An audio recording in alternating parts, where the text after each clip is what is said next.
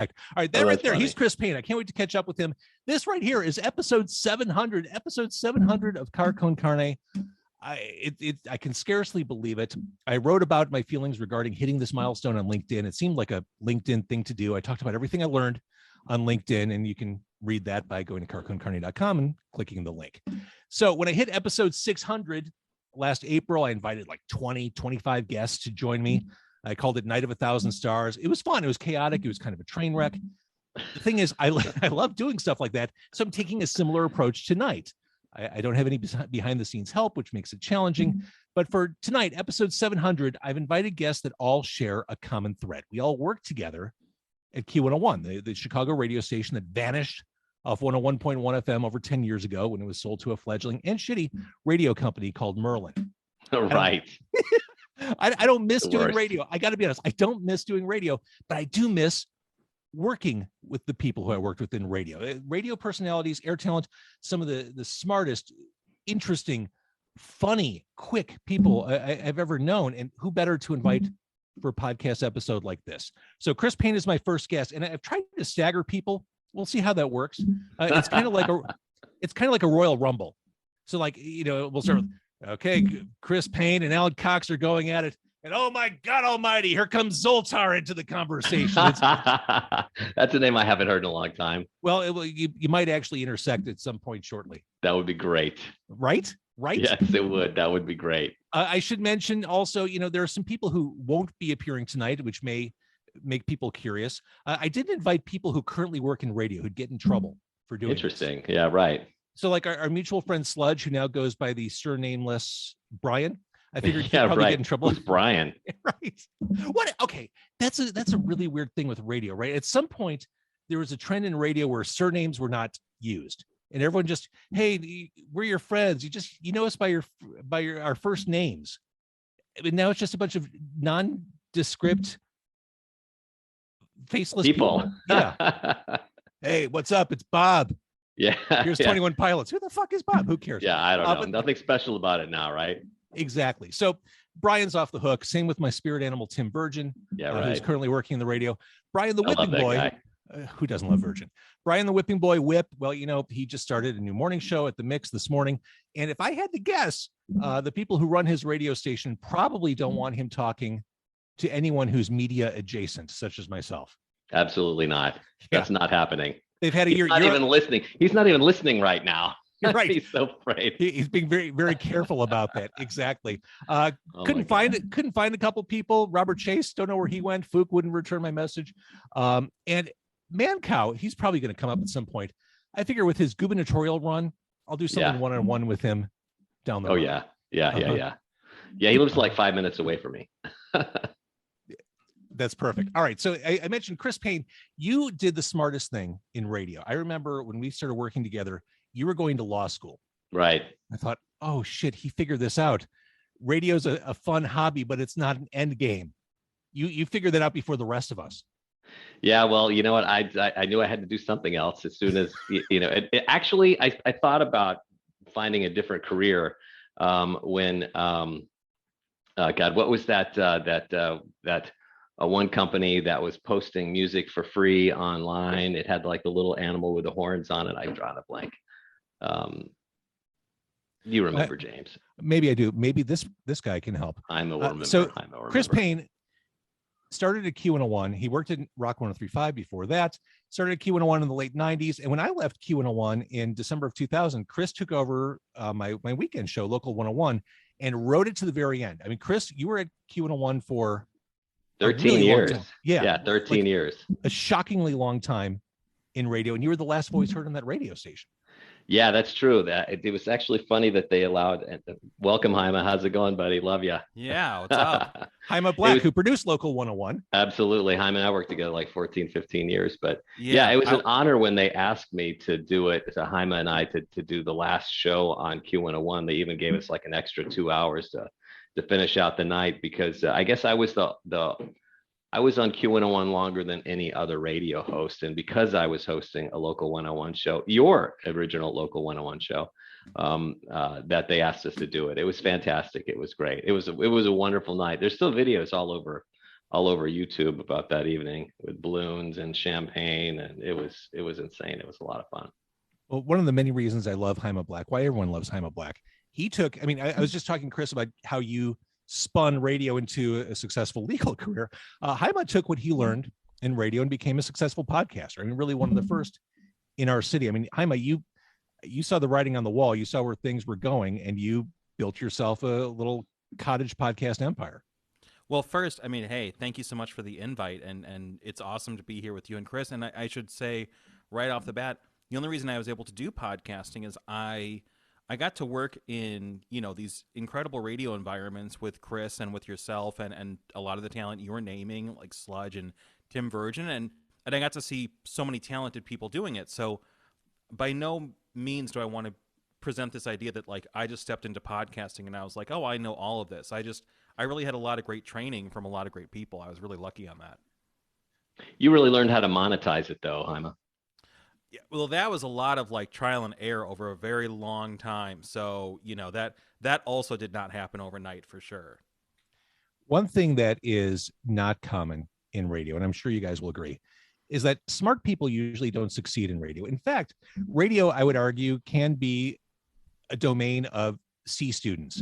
The guy who is joining us now is one of the exceptions to that rule. He is, when he was on Q101, he was an anchor of the Morning Fix, the morning show. He currently hosts the Alan Cox Show on WMMS Cleveland. He's been doing that since 2009. He's a drummer. He is a vocabulary enthusiast. He's a wonderful human being, one of the funniest guys I've ever met. Alan Cox is here. Hey, gang, what's going on? Cox rocks, man. What's up, man? Chris Payne. Good to see you, What's my up, brother. son? Long time. How are you? JVO? I love it. Lovely to see you, Alan. I haven't seen you since Jim Lynam's funeral. I was thinking about that. Yeah, that was the last time that I saw you live and in person. Which is crazy. So I hosted for a summer. I did a live theatrical show, like a live talk show on stage. Jim Lynam was my co-host. Jim Lynam, who was part of the Morning Fix with Alan, who worked on Man Cow Show for years. He was the yelling guy. If you ever heard an alley spot in between like 1997 and 2012, it was Jim Lynam. But I had to write monologues for the first time in my life when I did that show, which is not something anyone would just have experience with unless you actually do it. Alan Cox was my ghostwriter for a lot of my monologue jokes. Very funny. That's why you got no laughs, JVO. That's why they were there in stunned silence. It was great. The show itself was a failure. I think I had like an attendance of, no joke, 15 people per event, but the monologues were hilarious. Well, I hope that it was fun to do at least. I mean, those, you know, branching out and doing something. Absolutely. So, Ellen, as I brought you on, I mentioned that radio doesn't typically reward smart people. I consider you a smart person. We're sharing the same type of microphone tonight. We're using the Shure. That's right. What's your take on radio in 2022?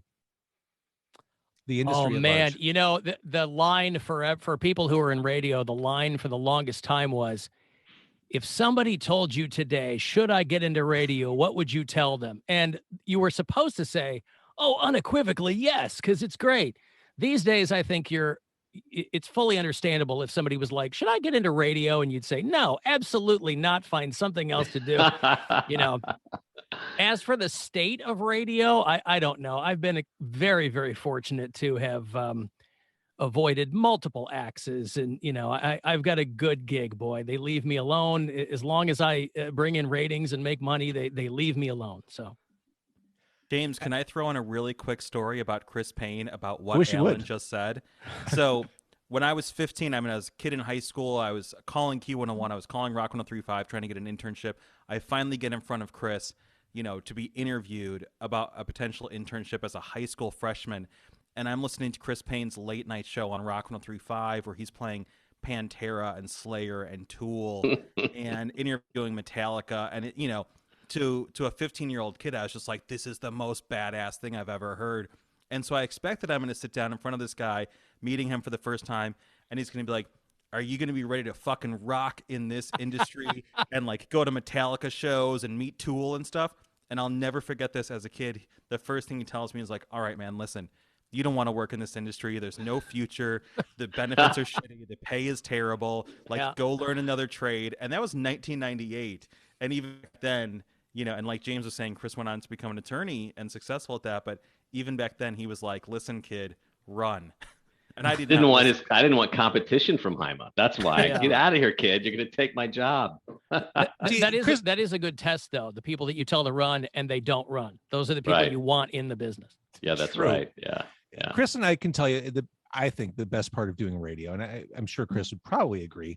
We both did, like I mentioned, Local 101 at Rock 103.5. Chris did the Chicago Rock Show. Independently programming. I mean, it was a music show. These were music shows that the corner office had no control over. Being able to do that and basically have management not pay attention to or give a shit about what aired on the weekend was the most gratifying, liberating, fun way to do radio. It was amazing. It's like what radio was supposed to be. We could play whatever songs we want to. We could interview whoever we wanted to. Right. And I actually, near the end, and Jaime can confirm this too, I was kind of moving away from a lot of the music, and we were conducting a lot more interviews because the artists really had some great stuff to say and a lot of fantastic Chicago musicians, and we even diversified even further. I remember Jaime introduced me to Chance the rapper. I apologize. And that was, and I'm like thinking, wow, this is just not even close to Local 101 or Q101. Let's do it. And so all kinds of fun stuff like that. I mean, it was fantastic. You don't see that anymore. And during that era, even radio hosts couldn't really play what they wanted to. And Jaime was talking about the Pantera and Slayer.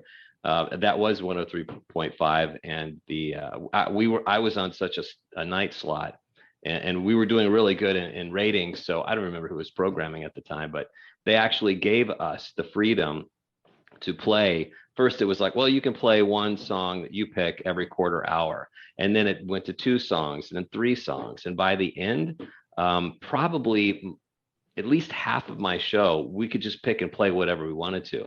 I had a couple of great interns that I would send. We would get a phone call on a Friday night when people were partying, about like the 30-minute drive from our studio. I'd send our intern out there to like go over there. Security Dave was his name. Go there, go party with those guys, call in. I'm going to put you on live. And we did all of that crazy shit, and no one knew, no one cared. We got away with it. So being on Local 101, that was kind of like bringing it back to me a little bit, because we just had freedom to do whatever we wanted to. Jaime would bring any artist that he wanted to. We'd bring DJs on the show. It was a blast, right, Jaime? I mean, yeah, it was, and everybody in this chat knows this, but like, yeah, getting to do specialty radio in this modern age of when radio is just, as James has been saying, so safe and so neutered, like that was just the coolest thing. And we could play. I haven't even said that during this podcast yet. I've just been saying that online. I want to build up to that. Yeah, but yeah, it was just incredible to get to play like local music, not have anyone tell us what we should play or what we had to play, which is very rare very rare in radio. And like Chris is saying, we got to interview a lot of like behind the scenes industry talent, promoters, like people like that, Joe Shanahan. And of course, as James knows, we got to have a lot of entertaining interviews with Scott Lucas, who, like, again, everybody here knows is one of the most entertaining people you can interview on the radio. I have the best story to talk about Scott Lucas, but I don't want to take up any more time. We'll circle around and I'll tell it before I leave, for sure. Scott's one of my favorite people, one of the most talented guys in the world. I've always joked it takes about 10 interviews to get to that point of good interviews with Scott Lucas. Yes. He pushes back, and it takes a little while to warm up. But once you get in that groove, it's wonderful. Alan Cox, I mentioned the brief moment you were on Q101 doing the morning fix. What went wrong with that show? Boy, that was a show that I've always prided myself on being pragmatic to a fault with my professional life. I believe that people in general have a finite number of good decisions in their life, and mine were all in the professional column. The personal column, not so much. But boy, that was a show that Mike Stern sold me on, and I wanted to come back home to Chicago so badly. I had been gone for 11 years. And Q101 was I started at the Loop as a Brandmeier producer and went off to do my own thing, because I was like, I don't want to be somebody's professional lackey.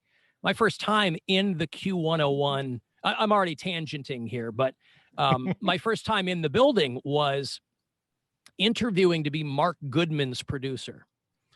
And so this was very early. This is probably 1993.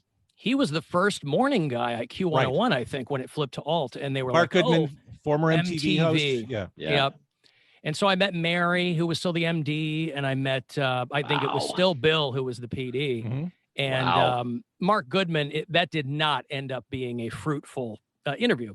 What went wrong with the morning fix? Where do you start? I don't know. We should explain what it is. I mean, it's been a while, so people watching this or listening may not even know. 15 years ago, last September, we signed on, and we were in the unenviable position of, it's the old axiom, you don't want to be the guy that replaces the guy, right? We all know you want to be the guy who replaces the whatever. So in between Mancow and Sherman and Tingle was this highfalutin, high concept show called The Morning Fix.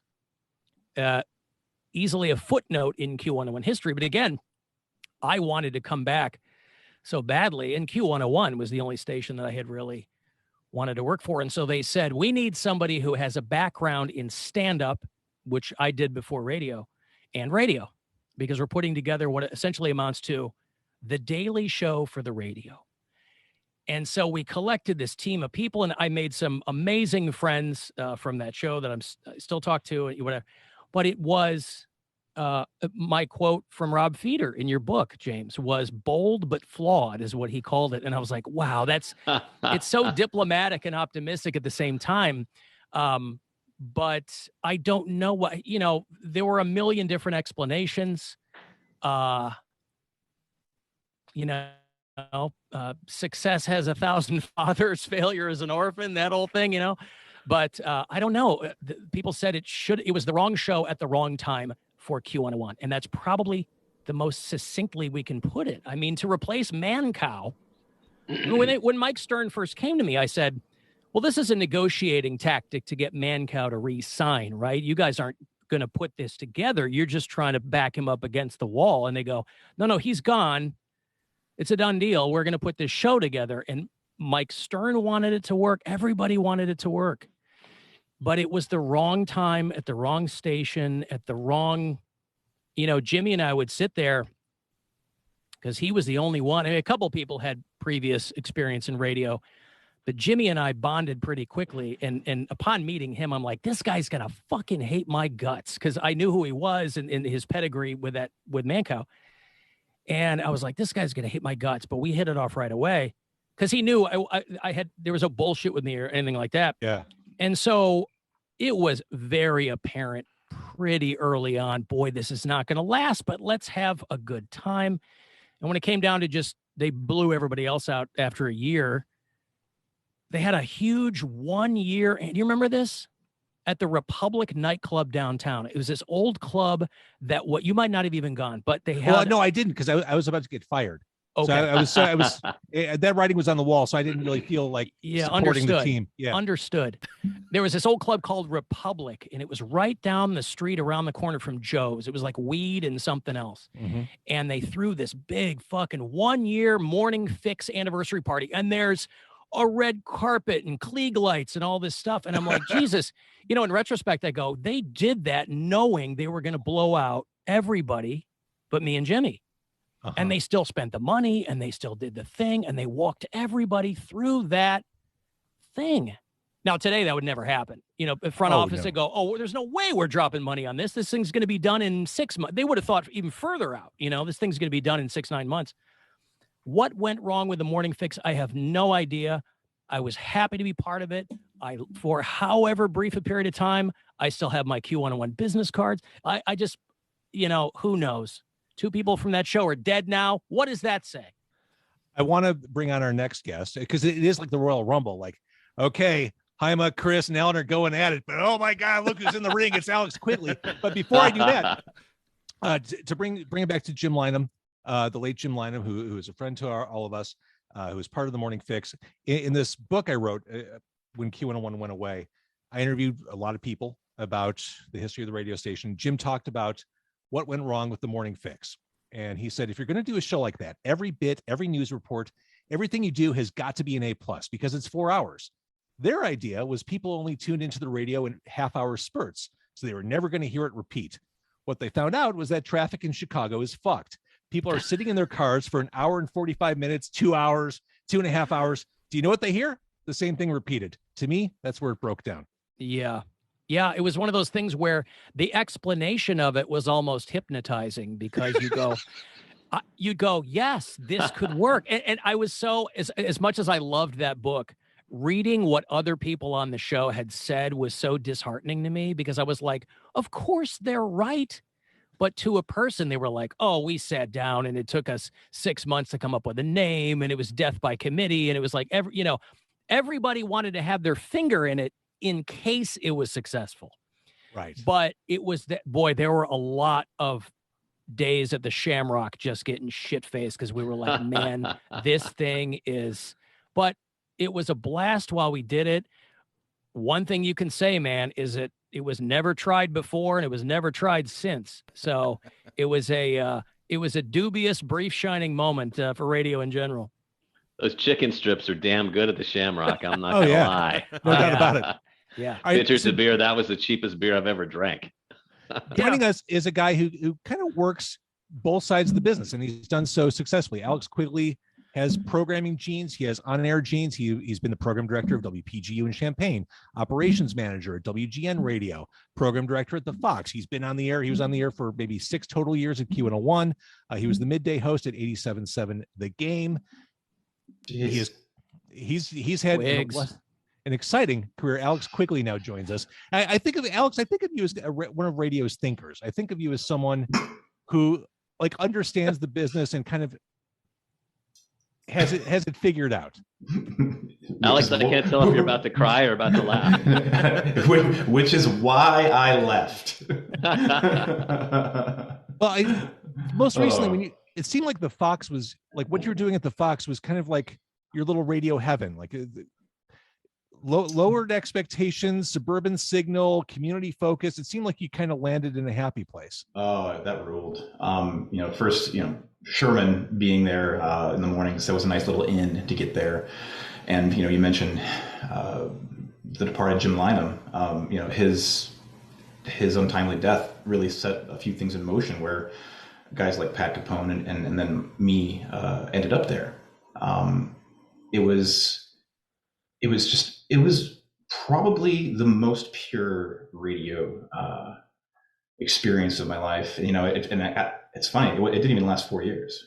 It felt like longer in a good way.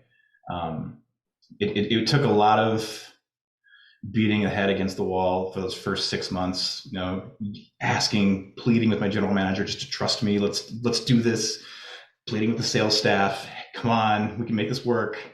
Let's talk crap about the guys downtown. They're 45 miles away. We're out here, Chicago's just so big and sprawling that there's other pretty good radio stations in like inland LA. KCAL was, a classic rock station that's kind of always gotten by not being one of the downtown LA stations. Same with the Long Island radio. There's pockets of it here or there. We had a completely hands-off owner. Like I literally never met him. I never saw him or spoke to him ever. So I saw an email from him once. So I'm pretty sure Peter Handy was a person. Although Peter Handy sounds like a fake joke name if you think about it out loud. And I enjoyed it. But again, for so many hardworking people to really do a good job, like everyone was there at the Fox, and then for us all to get screwed again. It's just kind of like, all right, let's try something in businesses that aren't shrinking. Right. I remember everyone in radio that I ever knew was always worried about being fired. Everyone, every single person. Yeah, you never could get comfortable. Never, no matter who you were working for, what your situation was, you always knew that was how the story ended. Yeah. They would tell you to leave. It wouldn't be you saying, well, thanks, I'm going to try something else. Except for a few select weekend part-timers at Q101 who they forgot to fire when the station went off that the air. Was us. They forgot to fire us. And we had to go back and I trained the news station people who took over the 101 frequency after Q101, like set them up with some studio stuff. I didn't mind doing that. That was fine. I got paid. So I guess like hung around the radio station for a month, and it was kind of like being in purgatory. It was like everybody passed on. Like all my high school graduating class is off to college, like, and I'm in summer school. So everyone does get fired, except for the very few select of us who have to be like, hey, remember to fire me. I know we're way low on the ladder. It's true. I pulled 3 more paychecks after everyone was fired, and when I wasn't even going to work, I'm on the phone with Jaime. Are you still getting paid? Yeah, me too. Should we tell them that we used to work here? I didn't know that. They completely forgot about it. Wow. You're like Milton in Office Space. I literally asked someone, I won't name who, but I literally asked, I said, why am I still here? And I wasn't saying it ungratefully, but I was curious. And they literally said to me, and I'll tell you guys who it is off the air, but they literally said to me, oh, they forgot to fire you guys. Like, just flat out confirmed it. Pretty well-run company. Yeah, very funny. That was very, very funny. God, that speaks volumes. So since I have this interesting consortium of people here, what were some of the highlights for you? Alan's radio career is still going stronger than really most anyone's. But what were some highlights along the way? Some memorable things where you think, oh man, I can't believe I got to do that. We talking about Q, or are we talking about? We can talk about radio in general. I mean, we all worked at Q101, but certainly your various experiences go far beyond that one radio station. Yeah, but I feel like people want to hear about the Q stories. Like those. I got there in 2000, like December of 2000 or January of 01 maybe. And those first few months where I was just like, I was still getting starstruck.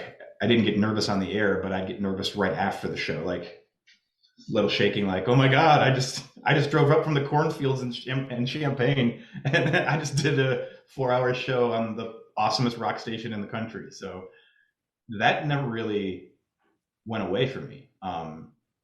The sheer amount of callers, even like a late night show would get, there's a whole damn city that's awake. And it was interactions with callers and getting them to say dumb things on the air was really great. It's kind of like the spirit of everything that we did. Like, no, don't just request Mudvayne. Tell me about that meth you're cooking up in there, Scott. I think it sounds kind of sad and desperate when I hear jocks, and apologies if you do this, Alan, I don't know. But when you hear jocks now say, hey, give me a call, call the request line at, 591 6666, because that no one's calling. Like that's a legacy of a bygone era. Like, who picks up the phone to request Seosin on a radio station? Was that a drink? Oh, that was a drink. Yeah, that was a drink. That was a drink. Well, who picks up the phone for anything? Like, I don't. Yeah. Right there, you go. I mean, my mom, I'll answer the phone if it says, "Mom," okay. Like, if my daughter were to call me, I'd pick up. Other than that, it's voicemail.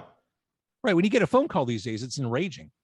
Seriously? It's an inconvenience now. You look and you go, and they've done that thing over the past couple of years where they try to spoof numbers that you might know. Like, I still have a 312 cell number. I never change my phone number because why would you?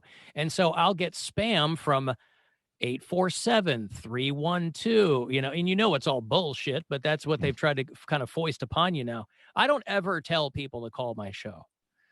Because the way I lay my show out is, it's a talk show. So I have 4 hours of dead air to fill up every day.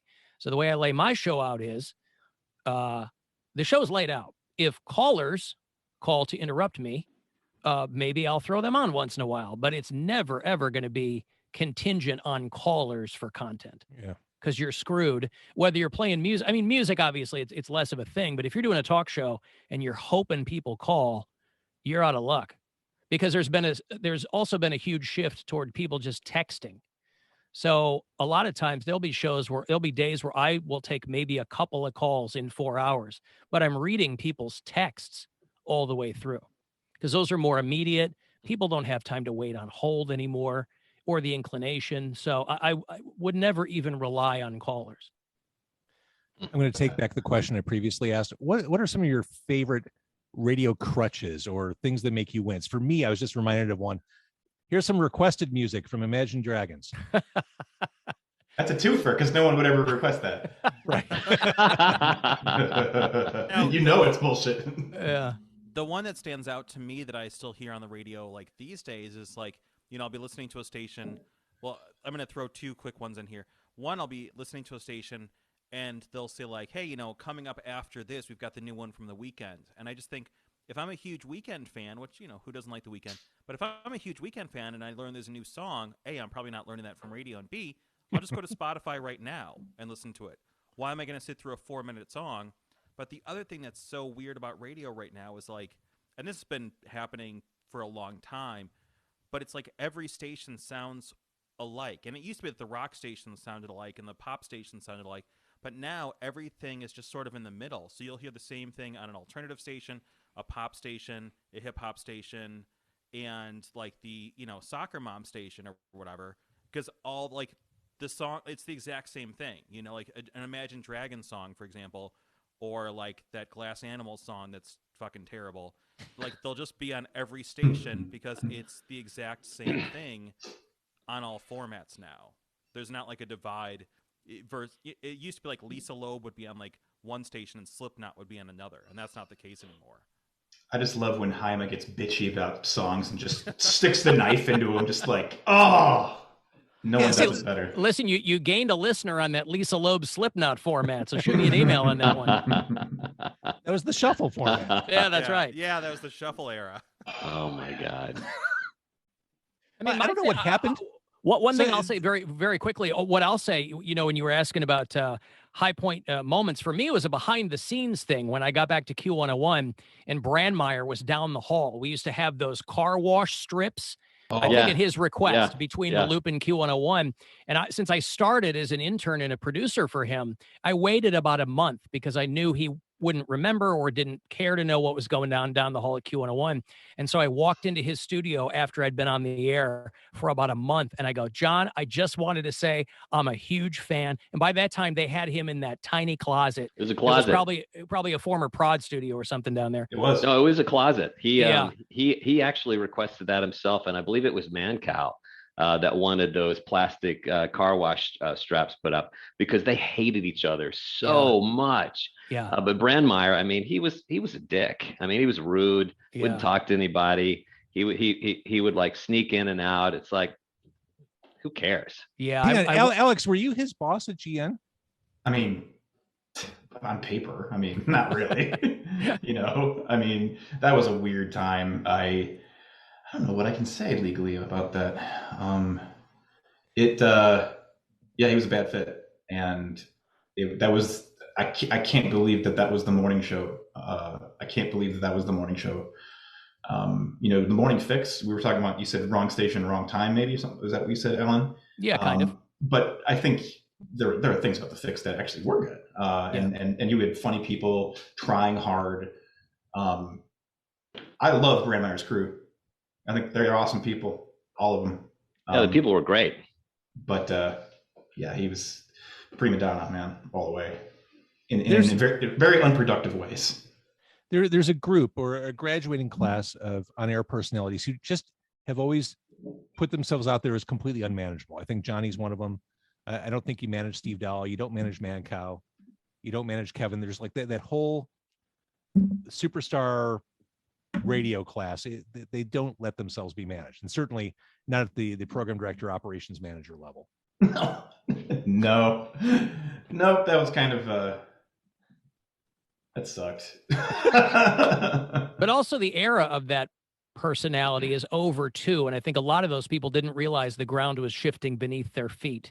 And so what happened was, I love John. I'll never say a bad word about him, just because coming from that show in good ways and bad taught me how to do radio. As I watched him, I spent the first few years of my own career thinking that it was lazy to tell stories about yourself. Now that's second nature to everybody who's on the radio. It's confessional, and but Brandmeier, you didn't know if he was married, you didn't know if he had kids, you didn't know. It was all content nonstop. And so it took a long time for me to be like, oh, you can work some anecdotal things in and you're not being a shithead or whatever. But he was one of those guys that I think, to his detriment, never evolved his show.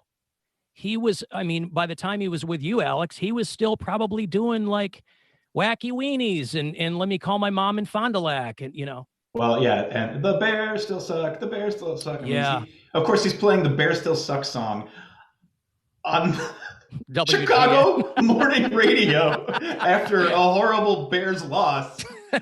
Way to connect with the audience, buddy. It's funny because that the actual, I forgot the name of the program, the thing that has all this drops and all this music. It was really easy it searched really fast. It's like a 360. Yeah, but it was like a DOS version of it. Yeah. It literally was the same computer. It got installed by our engineers there. The exact same one that was at the Loop. So like you said, he didn't evolve. No, he literally had the exact same equipment. It was the exact same drops. It was all the same. Yeah. I don't know. Can I talk about a fun one? I don't.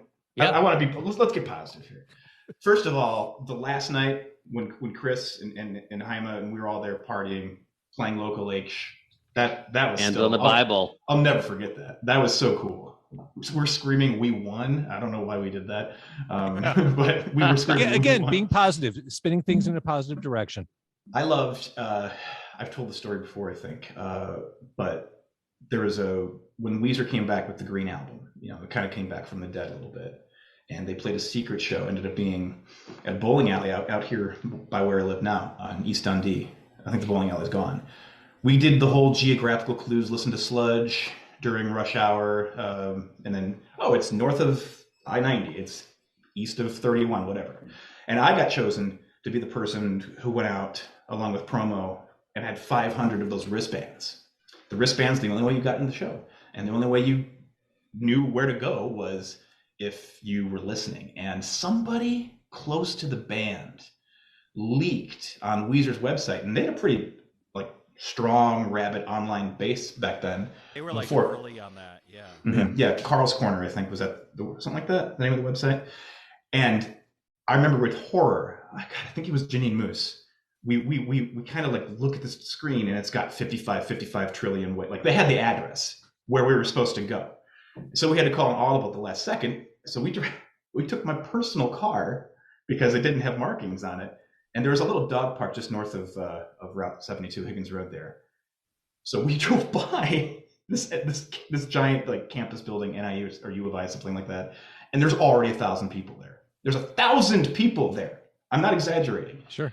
And they figured out, I had to do another call in with Sludge, and I made some reference. I was smoking weed at a dog park. I don't know. I had my friends bark in the background, and slowly this trickle of people started coming down this long winding dog park. But then, and this is right in the very beginning of the cell phone era, so it wasn't instant like it would be nowadays. People were just parking on Higgins Road. And that's a 55-mile-an-hour road. and getting out and running into the woods.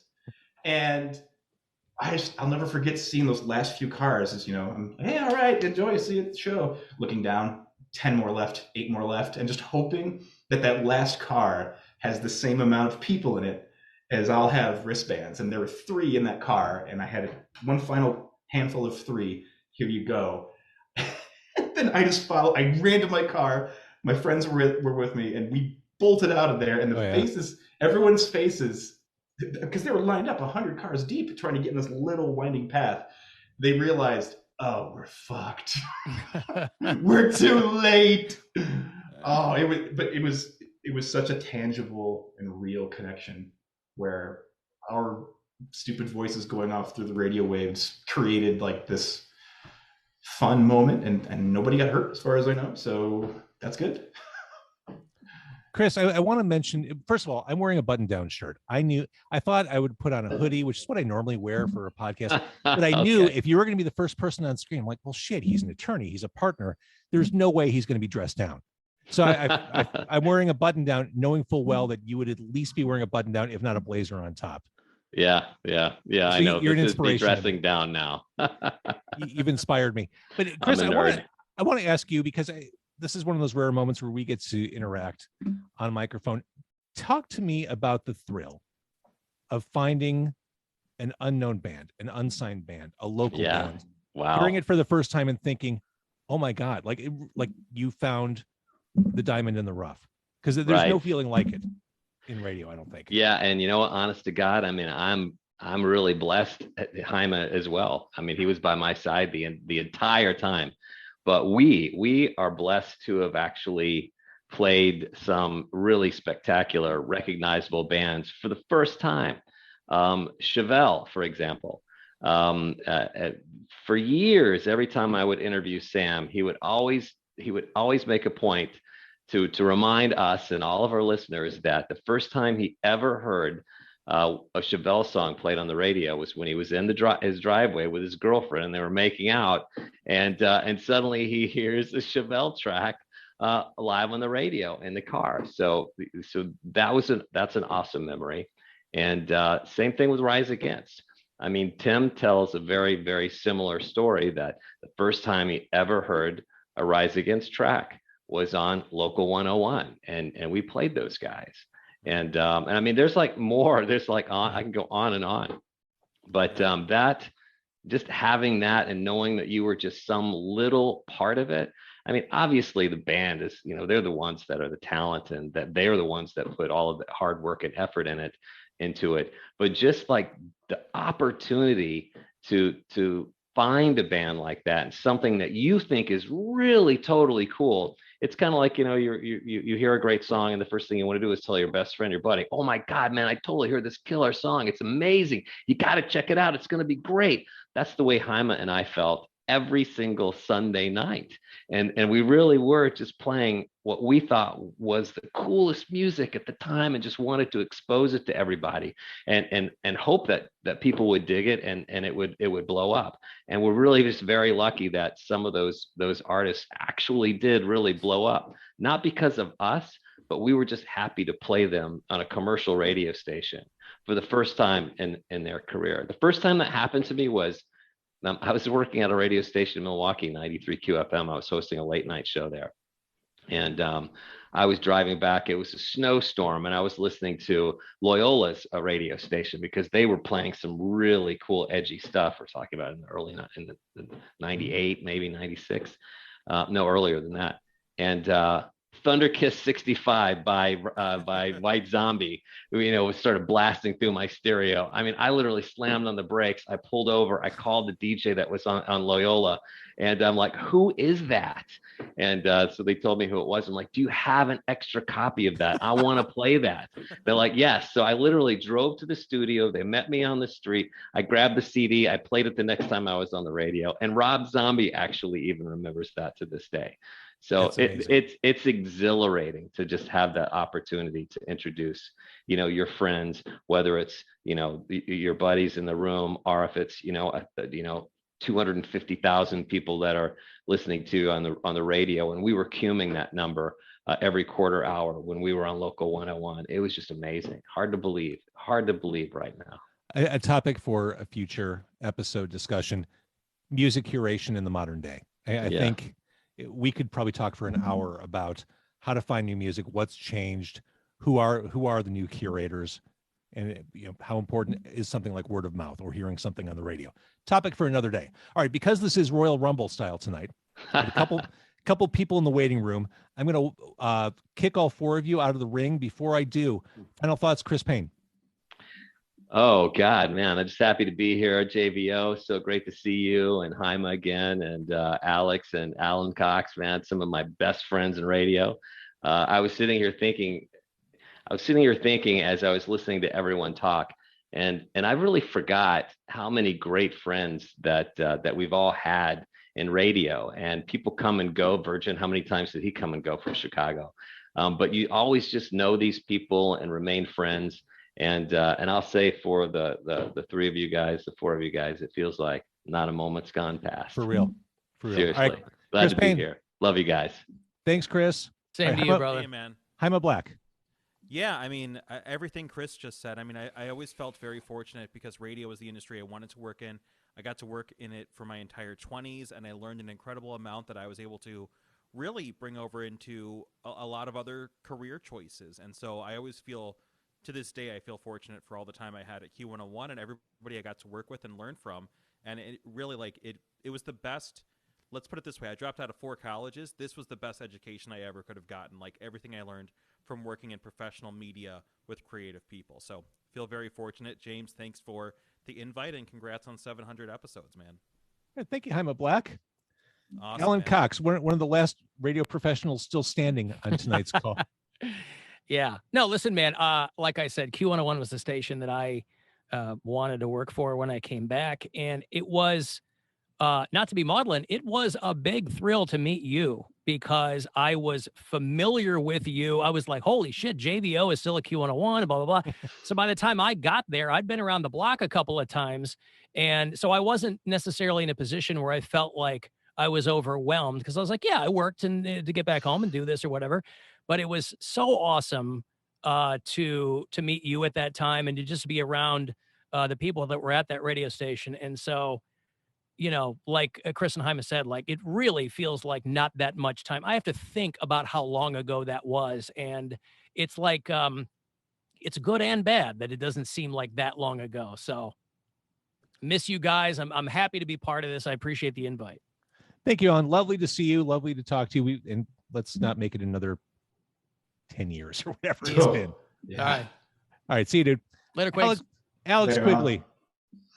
I guess the great radio thinker, Alex Quigley. The first thing I was going to say, I wish he was still here, is how the hell is Chris Payne not aged? Yeah, it's a little disturbing. It's a little disturbing. Like I'm not even like doing like some sort of cheap pop, like, oh, good looking guy. Like, no, he looks exactly the fucking same. It's been 20 years. Vampire. This is some kind of weird Dorian Gray thing. So these days you're not in broadcasting. No. You want to plug what you're doing, or is that not something public?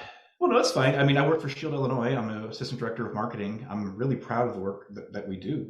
You know, a bunch of really smart people figured out how to catch COVID-19 in tests as accurately as possible. No one else has invented a more accurate test, and also quickly as possible. You know, and it's saliva based, not up your nose with a rubber hose, so it's easier to do. And I actually really enjoy like the way that you know, doing something that's kind of important and helping people. You know, we're trying to stop spread of COVID. We're trying to minimize misery.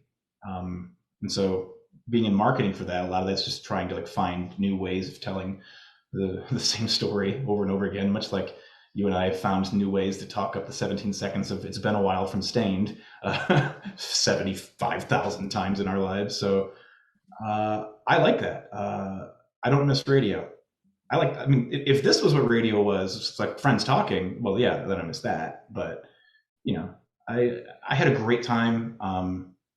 So many friends and so many great things in my life, but, you know, I'm not an old man, but I'm not young anymore either. And I said the same thing. I don't miss doing radio. I miss the people I worked on radio with. And 100%. Selfishly, that's what I'm kind of, that's the itch I'm scratching tonight. Well, good, man. I'm glad I could help you scratch. All right. Alex Quigley, thank you. We'll talk soon. Goodbye. Alex Quigley right there. This is episode 700 of Car Con Carne. The theme is, well, it's radio. It's people who I worked with at Q101 through the years. I'm going to admit more people because tonight we're doing this kind of Royal Rumble style. You know, people leave the ring and then, oh my God, out of nowhere, out of the locker room, here come Abe Kanan and Roker Jr. and DJ Luv Cheez. This right here, what you're seeing come to life on screen is essentially a dream team. I see Abe, I see Roker Jr. A dream team, right? Abe and Roker Jr., the co-host of the Slob Show, one of my favorite podcasts, bar none. Oh, thank you. A podcast which celebrates the slob lifestyle. DJ Luv Cheez is here as well. Roker Jr., also known as Ken Smith, that is his civilian name. Roker Jr., one of the most versatile radio people I've ever worked with. He could do straight news and traffic. He could do his own talk show. He's also a very dependable and funny ensemble player. He's worked at GCI, V103, WGN, The Game. He spent 20 years with Mancow. He was on WLS, The Loop, and he currently hosts syndicated mainstream rock morning shows, and he does Roker Radio, that podcast. And I mentioned the Slob Show. WGN, The Game. Yay. 20 years with Mancow. He was on WLS, The Loop, and he currently hosts syndicated mainstream rock morning shows. All right, who's doing that? Radio, that podcast. The technical guy. Is it really Cheese? Oh, is that me? Oh my God, I forgot I was listening. Jesus Christ. I just put him on mute. Technical genius. Oh my God. All right, so Abe Kanan. Ooh, he got a fat ass. Abe's the man of 1,000 voices. Yes. The guy whose phone scams got more requests than a lot of the songs that Q101 used to play. He is currently the part of the Angie Taylor Morning Show on Rock 95.5, and he's surrounded by music that I know he likes a lot more than 21 Pilots. And of course, DJ Luv Cheez, who generally is a really talented audio guy, one of the most talented producers I've ever worked with. He's a genius with audio. All three of you have worked together in and around each other for many years. Timing wise, I thought it'd be fun to have you all together now. And Cheese, you can unmute yourself. You're out of the penalty box. You're still muted. One out of every 3 Zoom calls. But here's the thing, still guys. trying to get the hang of it. I started tonight. I was really ambitious. I'm like, I'm going to go on. I'm going to start talking by myself before Chris Payne and Ellen Cox come on. Yeah, my mic was off. I didn't realize till Payne came on that my mic was muted the entire time. Like it's my first. Like we haven't all been doing Zoom calls for the past 2 years. How about now? It happens. Yeah. There you go. Woo! Unfortunately, we can hear you now. Yeah. I'm yelling really loud, so that's why. I'm so glad I'm on with Abe and Al. I love both of those guys. Yes.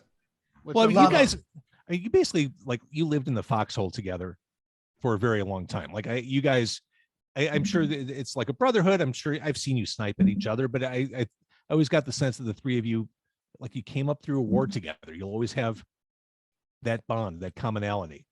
Yeah, I could always feel safe anywhere we went, and we went a lot of places with Abe next to me, because I know Abe would take care of me no matter what. He always had my back, no matter who I lipped off to, no matter who I pissed off. There was a gentleman named Big Goonie that was going to kick Cheese's ass once. He was going to kill me. And everyone else went like this and they stepped back, and I actually broke it up. I held him back, and this dude was going to kill Luv Cheez. That's one of the most memorable things, because I saw his eyes change, and everybody else, like you said, stepped to the side, and Abe stepped in and was like, whoa, whoa, whoa. And that from right then, I was like, Abe's got my back no matter what. I know it. You know what I mean? The three of you, I've always kind of, don't take this the wrong way, I've always thought of you as radio or broadcasting lifers. And as it stands, really, Abe is the only one. Well, Roker, I don't know enough about what you're doing with this morning show stuff, but I mean, Abe's the one I know who's still like actively working in Chicago radio out of everyone on this call. Like, it's interesting how the industry has changed, and Cheese, I think, just left all the way out the door when he left radio. I kind of did the same.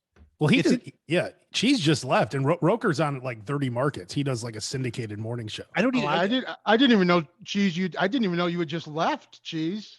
Yeah, I just at one point I literally just said, you know what? I've been doing mornings for 29 years, and I'm really tired of getting up at 3 a.m. I'm tired, and I'm not a host, so I don't want to produce an afternoon show. So I found something else. The girl that I'm dating has a PR company, and she said, come work with me. We could work from home, blah, blah, blah. So that's what I'm doing. And now I don't have to get up at 3 a.m, which is, look, no more like huge dark circles under my eyes. No, look at that. No more Samsonite eyes. Yeah. There's some beautiful eyes. You look gorgeous. That's enough. I caught the tail end when Alex Quigley was talking about how great Chris Payne looked. Luv Cheez isn't a young man. He looks like he's like 26. I'm old as dirt. He looks like a young twink. That's another reason I love Abe, because he always calls me a twink, and I love that. Nobody else in the world uses the word twink except for Abe, and he always says, Cheese, you're such a twink. My favorite thing over the past couple of weeks, I mentioned, I love the Slob Show. I think that is, like, if you guys were to identify one of your side hustles to ride off into the sunset with, I think the Slob Show is it. I think you've found a niche. Roker talking about the time that he and I saw Berwyn Championship Wrestling at the Eagles Club in Berwyn, and we just sat, and everything around us was entertaining. That was fun, right? That was a great day.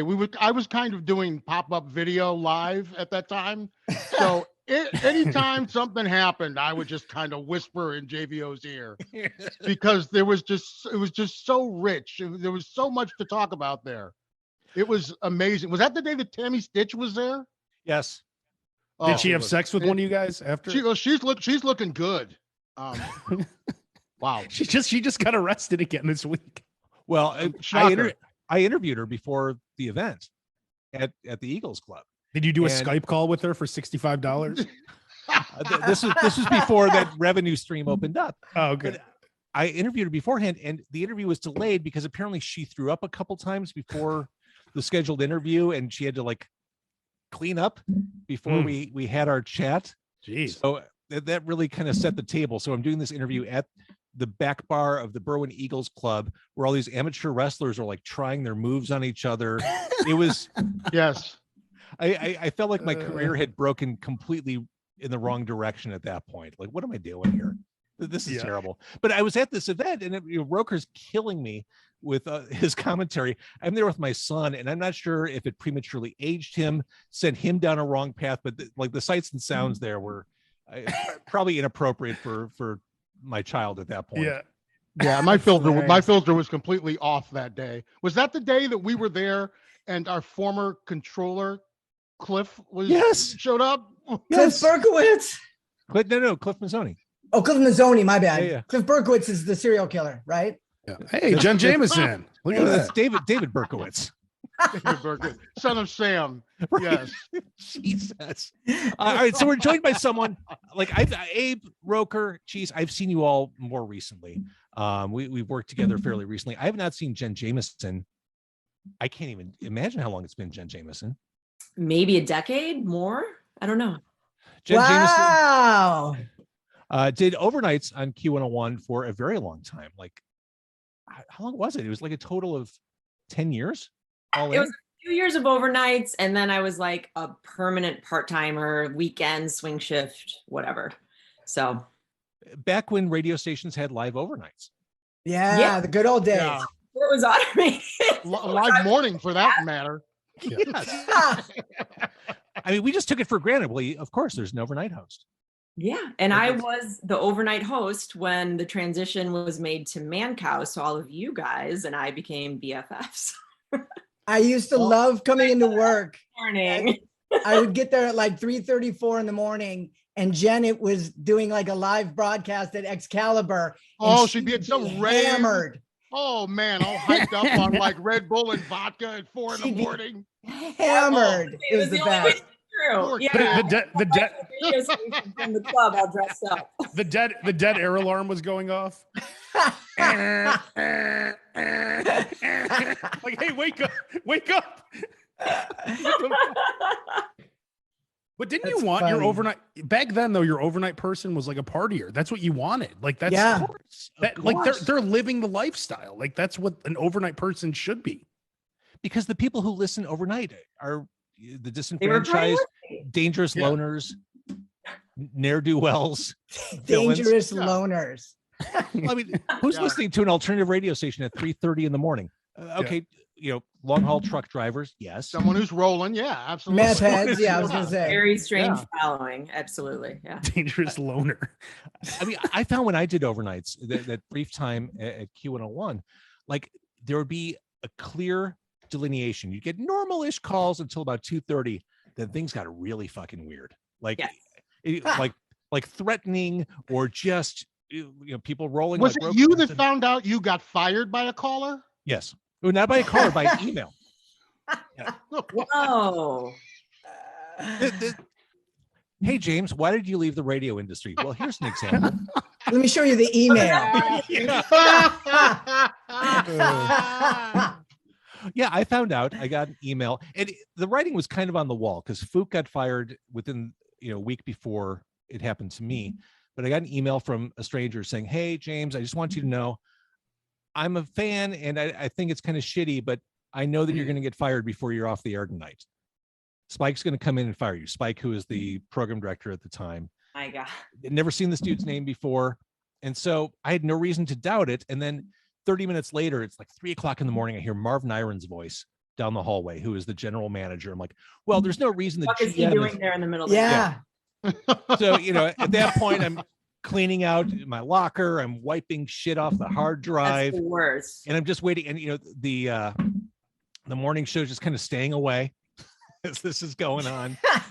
And, sure enough, Spike walks in. Again, he was the program director at that point, who was at Q101 for all of 10 minutes. If I'd just been able to survive that firing, I could have survived him. He walked in. I'm like, dude, this is the most Bush League thing I've ever experienced. He's like, I know. Come on, we got to go to Marv's office. Wow. Were you happy that you had the heads up so that you could Yeah, I guess. But what a weird feeling to sit with for a couple hours. Like, yes, the heads up was nice, but I just had to kind of live with that. Every song you could possibly think of that you weren't supposed to play. Oh yeah, I did that too. But yeah, I mean, in the middle of the night, there's no one to talk to. Like, I can't even say, "Oh shit, I'm getting fired," because there are no coworkers. Or my wife or someone. Yeah. So I'm just in the studio trying. It happened on 420. So speaking of those late night callers, all my calls were like, "Dude, 420, are you sparking it up? 420, you stoned? Can you play some I don't know, play some Cypress Hill?" Right. Yeah. So that's hilarious. That reminds me of when we got fired from Q101, and Abe was the one who was the young twink at that point. Like, wait, he was a cute young twink back then. He didn't look like one of the 9/11 bombers at the time. No. And dude, all of us are in. Hey, I'm looking pretty good, man. Can you not say that anymore? You look fabulous, Abe. You can never say that. Too soon. Too soon. Roker of all people talking about someone who looks like a suspect. Like Roker's in every like when Roker and I try to get a cab, I'm the one who gets the cab every time. That's a true story. That's a true story. He asks me to wait for a cab, and he's talking about my appearance. Well, James was fishing for compliments in my intro and called me dependable. You are. So I think you're an absolutely versatile radio player. All right, but talk dependable. Because talk about getting fired. Yeah, so all of us are in. It was Marv's office. Marv has fired a lot of people, and of course, when you fire the Mancow show, it's like a clown car. There's like 15 people in the office, and they go over this whole thing and this whole thing and this whole thing and this whole thing, and then Abe goes, "So we're not coming in tomorrow?" Welcome to radio. Yep.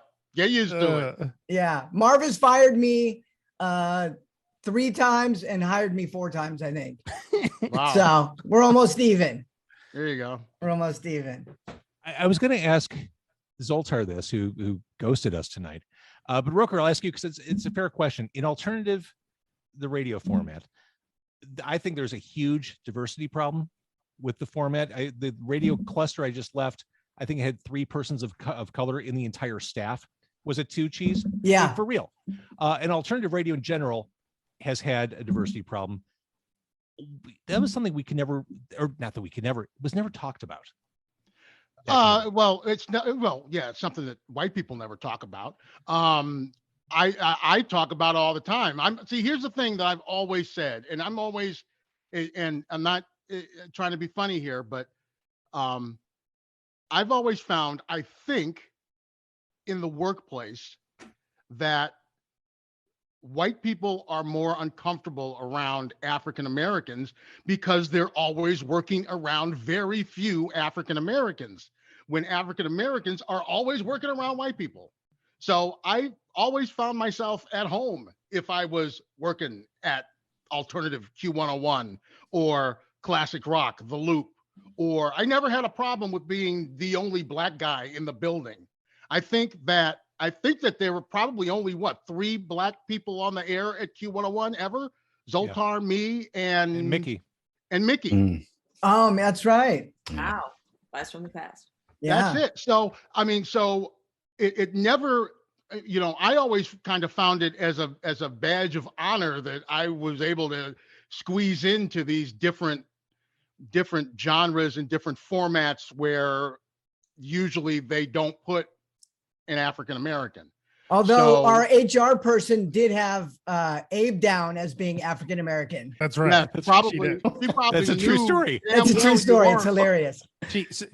I told our program director, I'm like, hey, it says African American. He started laughing, and I went in the office. I said, hey, you have me down as African American. She's like, you're not black? No, I'm not. As a matter of fact, I'm not. I love it. Yeah. So we have a new addition. This is Royal Rumble style. People enter the ring at staggered intervals. Grant Random did weekends on Q101 from 1999 to 2001. He was one of the original voices at XM. He's been doing satellite radio for 21 years. He is the person who is helping to contribute to the death of FM radio, as we've come to know it. Thank you. Thank you very much. Grant. And I have to say, it's actually cool to connect with Abe here, because we've never actually talked or met before, and he's actually the voice of one of my channels at SiriusXM. Yeah, I was just gonna say that I'm the voice of Octane, and I'm always he does the morning show, so I'm always doing Grant Random like imaging. Nice. Right. So yeah, it's nice to officially meet you via this podcast. Yeah, and my girlfriend Kathy knows you well too.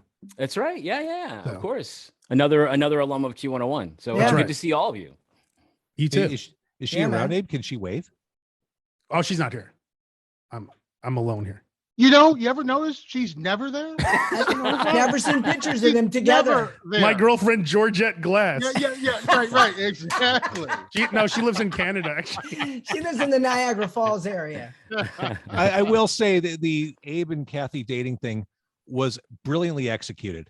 When I found out about it, my jaw hit the ground. Like not even a ghost of a thought in my head. Because it was the entire time we were at the Loop, the first week. Because we didn't tell it because we didn't want to say anything because it would have been weird, right? Of course. Well, what's even weirder is that Abe and I dated most of the time that we were at Q101. Exactly. So and nobody ever found out about that. We didn't tell anyone about that either. We kept that under wraps. Walking on you guys once. Geez, I'm sure as was my experience, he is a generous, giving lover. He's very generous. Right. He's a giving lover. In fact, I've been with all of you except for Jen. True. It's true. I've laid with all of you. I had Kevin Matthews on the podcast within the past 2 years. Time is a construct. I don't even know when it was. But we were talking about satellite radio. And he talked about what was kind of the beginning of the end, back when radio stations were taking money, ad dollars, from the fledgling companies, from Sirius, from XM. Yeah. The commercials were basically saying, hey, you tired of commercials? You tired of the same shitty no-choice radio? Come on over here. The water is fine. And stations like Q101 were taking that ad money. Like it was justified at the corporate level for whatever reason. Oh, it's not going to last. It's not going to be around 5 years later. Well, here we are. Grant is like a superstar. Satellite radio is something it's a want to have in a lot of cars. It's just, radio has this tendency historically of just shooting itself in the foot. Well, not only did they take that ad money, they went on shuffle. So they decided to emulate the piece of electronica that was actually stopping people from listening to radio. And then there was then we would hand out earplugs at concerts. So, hey, you don't want to listen to this music. You don't want to listen to the radio, and we'll take XM ad dollars. And didn't the billboard say, this is not for you? This is not for you, yeah. That's what Eddie Vedder said at Soldier Field. There was a Q101 billboard that said, this is not for you. He's like, hey, man, this is not for them. I always thought it was weird because I never thought that there was competition between satellite radio and local radio when that used to be a thing, because we were so national. Local stations, when they were actually local, could do things that, SiriusXM now cannot do. But as we've seen, that's not even a thing anymore. Local radio's gone away. And so that one advantage that I think terrestrial radio, as we call it, that they had, they've been pissing that away too, which I don't understand, because I think both can coexist, and not so much, I guess, anymore. Well, I'm at Rock 95.5, and I've never been, and I'm not just saying this is like the best station I've ever worked at, and we are live all the time. So it can happen. Like our station, it's like old school radio, like fun. You do whatever you want. Just fun. Like I heard, I think Jaime, I was listening earlier, and Jaime was saying, like, when a DJ tells you a song's coming up, you could just pull up Spotify and listen. But I have Casino on DVD. I have Casino digital. I have Casino on VHS, right? I don't put in Casino. But when it's on like whatever HBO and I'm flipping, I'll stop and watch Casino, right? So if I hear Danzig Mother, I have 17 Danzig CDs. I have Apple Music. I have no one has 17 Danzig CDs. No one has 17 Danzig. I have 9. They're all the same but I feel like radios and I'm 40 now, right? So like that 25 to 54 is the group of people that we grew up with radio. Like we love radio. So if you cater to people like me, which is like what my station's doing, I think there's still a long life for radio. There's a lot of dudes who listen every day who still call in and they don't use their phone. Like we're so used to technology. There's a lot of guys, even my age and older, they still just listen to the radio. Well, Abe, you just said it. I think one of the biggest problems that radio programmers have in the present day is trying to seduce those younger listeners, those 18 to 24s. They don't care about radio. I can tell you, I have a 20-year-old and a 15-year-old at home. They don't use radio. So, I mean, what's the business cliche? Fish where the fish are. Go for the audience you know is going to listen. And I think that's what your station's doing with that, 35 to 54. You're not going to get a 20-year-old. And I'll tell you this too, with our morning show, we have the young listeners because they they like our show and now they like the music. So I feel like personalities can bring, like there's this kid, Dennis, who listens to us. I just went to his house yesterday and I gave him all my CDs. I had 5 garbage bags full of CDs. I'm like, he's 19 years old and he listens to CDs. I'm like, I'm going to give you my CDs because I don't listen to him. I brought him to he listens to CDs. He loves the station. Now he'll listen to us forever, right? I gave him all my CDs. He loves radio. And there is a lot of kids like that still. I just find it weird that Abe is driving around Chicago in like an old ice cream truck, handing out CDs to young boys. I mean, it sounds natural, but it's funny to me. Do you remember, Dennis? I used to be a twink too, Dennis. I remember. Dennis, do you want to come see the truck? There's more CDs inside the truck, Dennis. Come on in. You ever see that episode of the Brady Bunch when Joe Namath goes over to the house and throws Bobby the football? And the whole family comes out. That's how I felt. Like I walk in there, his whole family came out. His dad, he has like 10 brothers and sisters. They're all standing around. Like, well, here's the CDs, guys. Like, we're just standing there. I love the Joe Namath, the Joe Namath Brady Bunch reference. Tell me you're old without telling me you're old. Exactly. Right. Yeah. Exactly. Right. That's 2 Brady Bunch references so far today from him. Yeah. Who'd have punked that one? Yeah. All right. So in conclusion, Jen Jameson, what are you up to now?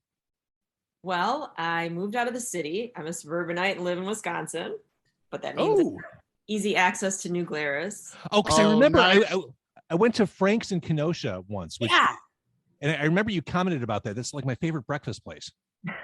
Frank's is pretty out there. If you want to just gorge on, the garbage plate. It's called the garbage plate. Yeah, and I do. Yeah. But I'm actually not working in the music business at all right now, which really sucks. But I feel like I have a new edge on the music business because I have a baby and we listen to cool music all the time. And so that's one of my big hobbies is turning him on to cool music that mom and dad like. But I work in the marketing business, so not music closely related. I just got this record if you want to.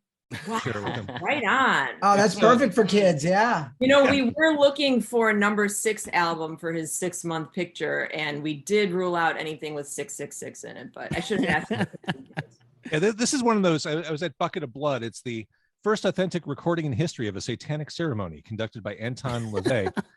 I started to put it on, and I'm not a religious person. I'm not superstitious. I'm like, I should be listening to this. I'm just I'm gonna pull this off.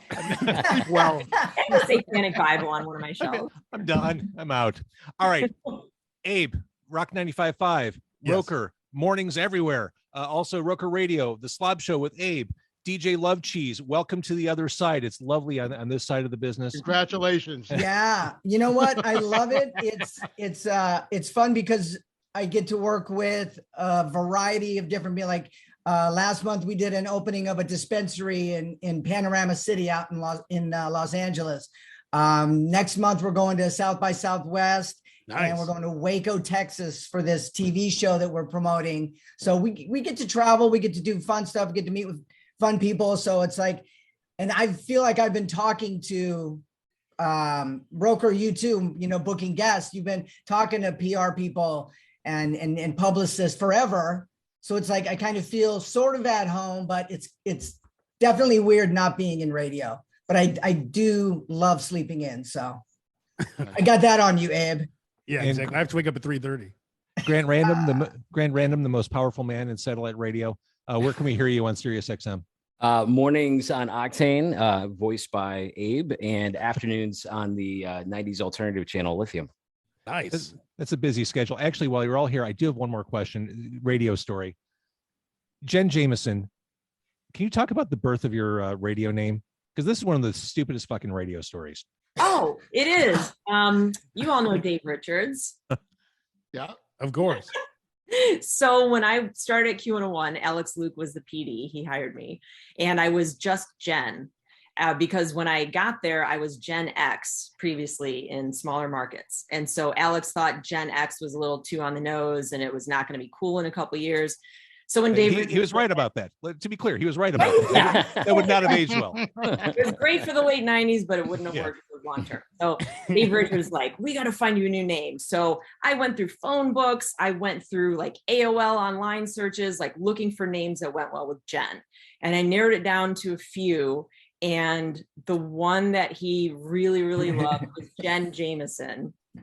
And I'm trying to remember, James, what the was. There were a couple that I presented to him, like, this is what I have narrowed down.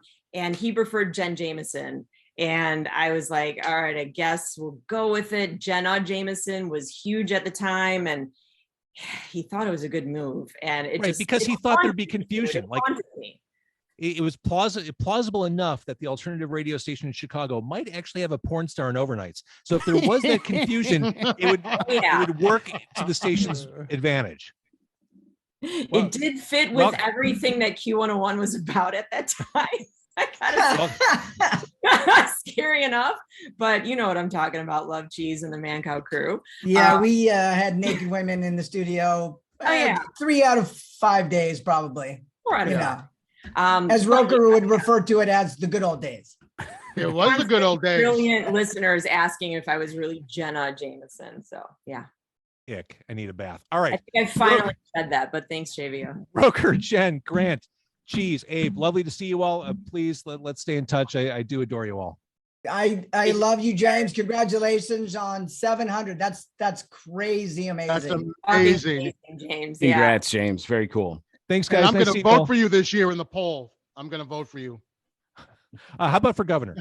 I was going to say he's running for governor now. You're running too. All right, I'm sending you all off. Love you all. Bye. Bye, guys. Love you. Slowly saying goodbye to our guests here. That was lovely.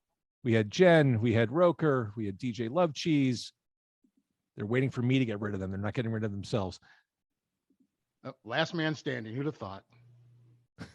Gone. All right. So this is Car Con Carne, episode 700. The theme of tonight's Car Con Carne is radio. I'm talking to people who I did radio with, specifically at Q101 back in the day. One of the funniest pairings I ever had the fortune of working with at multiple radio stations is the combination of Bill Leff and Wendy Snyder, who join me now. I see Bill Leff, I see Wendy Snyder, and I also see a very talented radio personality, Steve Fisher. Huh. Hi, everybody. I'm reading a book right now. I can't really come to the Zoom meeting. Wendy Snyder, very kind to be reading my book. We appreciate your enthusiasm. Is that a Marvel Star Wars comic book behind you? I don't know. I'm in Jimmy Mac's studio right now. Clearly. There's also Bill Leff would like this. Oh, the Ronald McDonald coloring calendar. From 1980. All right, so some quick introductions. I'll be more effusive here. Wendy Snyder, oh my God, what a career. She started at The Loop, then there was Q101, WCKG, WLS, WGN. She's won awards. I would say she is one of Chicago radio's most reliable and celebrated female voices, and she's currently back at WLS AM. Bill Leff, you know him from his standout role in the 1989 movie Major League. We first came to know him at Q101 when he co-hosted Wendy and Bill. He's done solo talk radio hosting. Wendy and Bill came back together as Bill and Wendy on WGN AM, then later as a podcast for WSAM. Since last year, Bill's been the host and star of Tune In With Me on Me TV. I'm pretty sure that's what the kids mean by saying someone's living his best life. And clearly, right? And Steve Fisher. Steve was one of the first full-time jocks I worked with. Steve was one of those like super tight, brilliant production guys, creative guy, did Afternoon Drive on Q101 for many years. Sharp dresser, very handsome. And Steve, and he's Wendy and my son. Hey, that's true. Most people don't realize that. Hi, guys. Yeah, I mentioned to Chris Payne earlier that he was smart. Like when he started doing weekends on Q101 in the 90s, he was going to law school. And I thought, oh, wait, he figured a way out. Right. Steve Fisher did the same thing. He went into real estate. He knew how to like provide for himself for the future. He saw the future and he found an alternate career path. So Steve Fisher is a genius. And that leaves me, Bill, and Wendy. Well, Bill bailed and he's working with a fish now on TV. So that's awesome. I'm looking for a radio job. So if anyone's listening, I am available. So I should ask about, I kind of, since it's like this Royal Rumble thing where people just pop on all night, Wendy and Bill are on at the same time. Do you guys get along? I know you're not on the air together anymore. There's no weirdness. Okay. Of course. He was at my wedding and I've known him a long time and he's cute. Yeah. Yeah. Oh, he is adorable. Now, Bill Leff is a notorious action figure collector. In fact, I remember when he first met my son, he's like, you should come over sometime and see my action figures. Sounds weird, but it wasn't. Said no one ever. Except my husband and my work husband. I think Jeffrey Epstein used to say it every now and then too. But Bill has essentially like a museum of toys. It is a delight going to his Thank you, James. And that's what I mean. You're living your best life on this new TV show. It's so much fun. I told them at the audition, if somebody else gets this job of hosting the show, I'll watch it every day. I'll be so jealous, but I'll just sit there and I'll be so infuriated it wasn't me. And I think that tipped it in. I think they went, we don't want to make you sad. Why don't you get the job? You are so perfect for that. I'm sorry. I can't think of anyone else except Ray Rayner, and he's no longer with us. He's no longer with us. And Bill Jackson, who's no longer with us. I know. It's true. Heartbreaking. Yeah. So the common thread, the red thread through all my guests tonight is that we worked together at Q101, the radio station, which went away like 10 years ago. When I started there, Fisher was Afternoon Drive. Steve, you were there from the beginning. I mean, I talk about being in the right place, right time, right moment. I mean, it was a huge deal. JVO and Wendy and Bill, good to see you. You too. Nice to see you, Steve. Fantastic. You sound great. And I think, for me, it was like a dream come true because James, we're both from Chicago. And, I was always told you had to do all the, minor league outlets, so to speak. So I went from Carbondale to St. Louis to San Antonio. And then I came back home to Chicago. What most people do not know is I actually was called by the Blaze after I took my job in San Antonio going, hey, do you want to come back home to Chicago? And so I think the PD at the time was John Edwards. Does that sound familiar? No, but the Blaze was like a hard rock station. Yeah. And so he calls me and he goes, how would you like to come home to Chicago? I'm like, that's great. What's the pay? And it wasn't much more than what I was making in San Antonio. I'm like, thanks, but no thanks. And honestly, JVO, my heart, you went to Columbia College and you had a great experience there. And at SIU, we had an awesome college radio station, WIDB. So former record rep, maybe you know him, Vic Lentini. He was my first. Everyone knows Vic Lentini. Yeah, Vic is awesome. Vic and all these guys introduced me to all this great alternative music. So I was playing The Cure, Depeche Mode, INXS, even U2 was considered alternative at the time, Husker Du, The Replacements. And this is what I was playing in college. So then when all of a sudden a friend of mine from college said, hey, you should apply, Q101 just changed, you're going alternative. She got my tape into Mary Schumannis's hands, the music director, who then forwarded it to Bill Gamble. So while I was in San Antonio with a mullet, playing Iron Maiden and Metallica, my heart was really into like, man, I would really love to be part of this really explosive radio station. So JVO, I was very, very, very fortunate. They hired me to do nights. They knew it's Bill Gamble. He's so strategic like this because he knows he can pay you less if you're doing nights. And then he promotes you to afternoons like a month later. But I was just a kid. At the same pay? So slimy. Well, the bar is so low that even if the pay gets bumped up, it feels like, oh, wow, he did me a great favor. I'm giving you a raise. Oh, well, thanks. And you get to do afternoons. Well, of course, you're fresh out of college. This is a dream job. I'm back home in Chicago. And then it was just awesome, man. And we had a blast. And honestly, James, first of all, let's talk about you. Congratulations, 700 episodes. Doing anything is amazing. But I mean this sincerely. And I think I told you this when I first met you. You had such talent that most people don't have in radio. And that is you can interview anybody. You can be a man of the street, but you're also intellectual. You're intelligent. You're articulate. And I'll never forget, we worked at 94.7 The Zone. You used to share with me your word of the day that you got from dictionary.com or something like that. You were always looking to improve yourself. And I love that about you. So congratulations. Thank you, Steve. Seriously. You're very kind. Wendy and Bill, Steve said something that I think resonates with anyone who's worked in radio. That attitude from the corner office that, well, you're lucky to be here. Like, like I was told I got kind of a promotion in my last cluster position I got. And I said, well, is there a pay increase? Are there bonuses? And I was told, nope, flat is the new up. There is no more money. And the attitude is, you're just lucky to be here. Yeah. Right. Like we're not going to give you more money. Know that the Grim Reaper is waiting right down the hall. Like the clock's ticking from the second you sign on to a radio job. But there's always been that, work is its own reward perspective. When it first started, I mean, we were very lucky to have a job on the air. So we were lucky to be there. And then with the advent of podcasting, anybody can do something. Proof is in the pudding, 700 shows right now. Anybody can do it. Well, you Bill and Wendy, you podcasted. We did. Wait, is there pudding? Did I hear that right? Is there pudding? Maybe we should have continued podcasting and I'd give you pudding. Oh, I didn't know that. I want in. Bill, I will tell you, at Aldi this week, they have Cheesecake Factory cups that are like pudding cups. And they have little mix-ins. So I had the creme brulee. Delightful. You'd love it. Oh, I got to go. Bye, guys. Happy 700.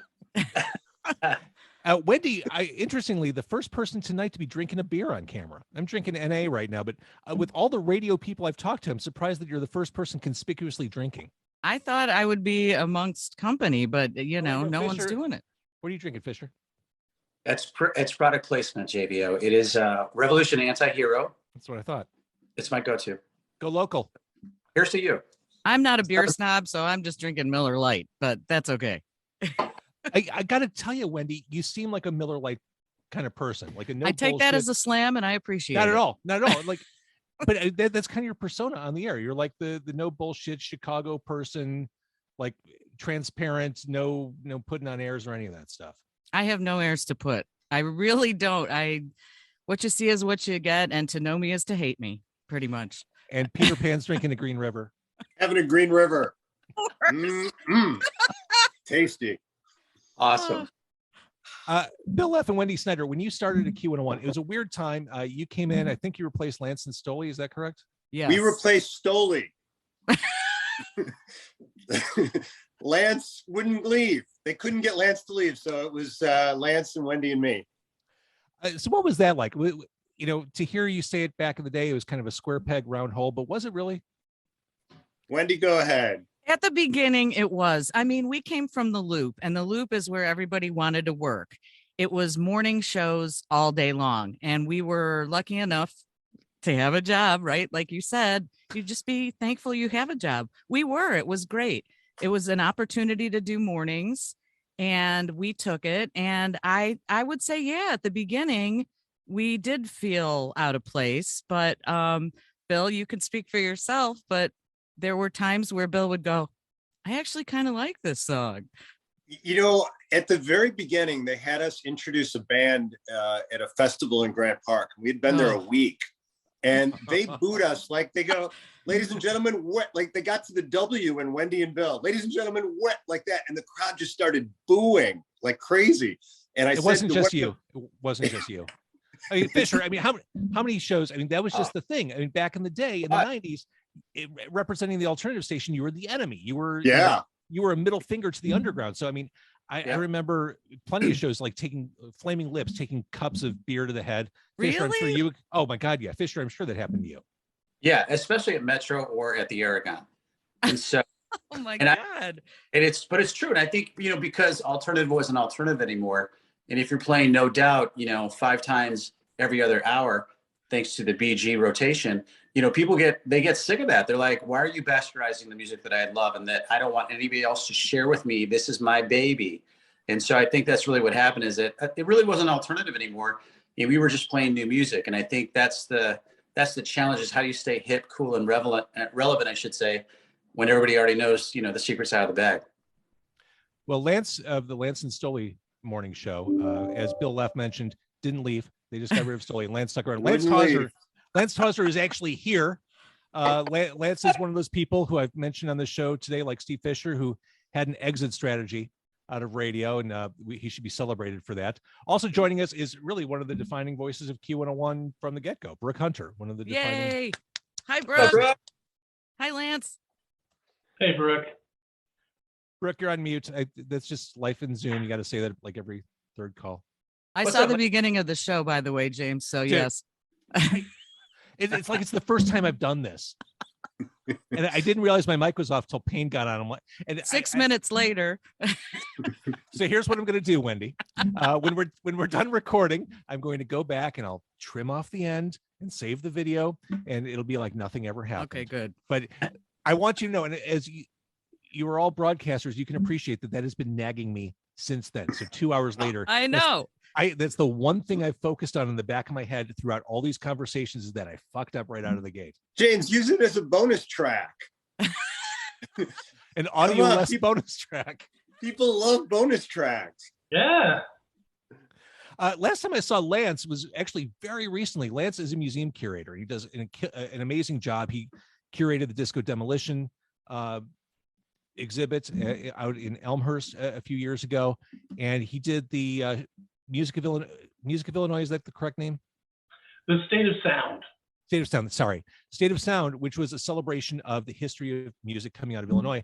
So I went down to Springfield and had him on the podcast, and it just amazingly cool. Like all the corners of Illinois music represented, really beautifully done display. So Lance, and you've got the guitar in the background.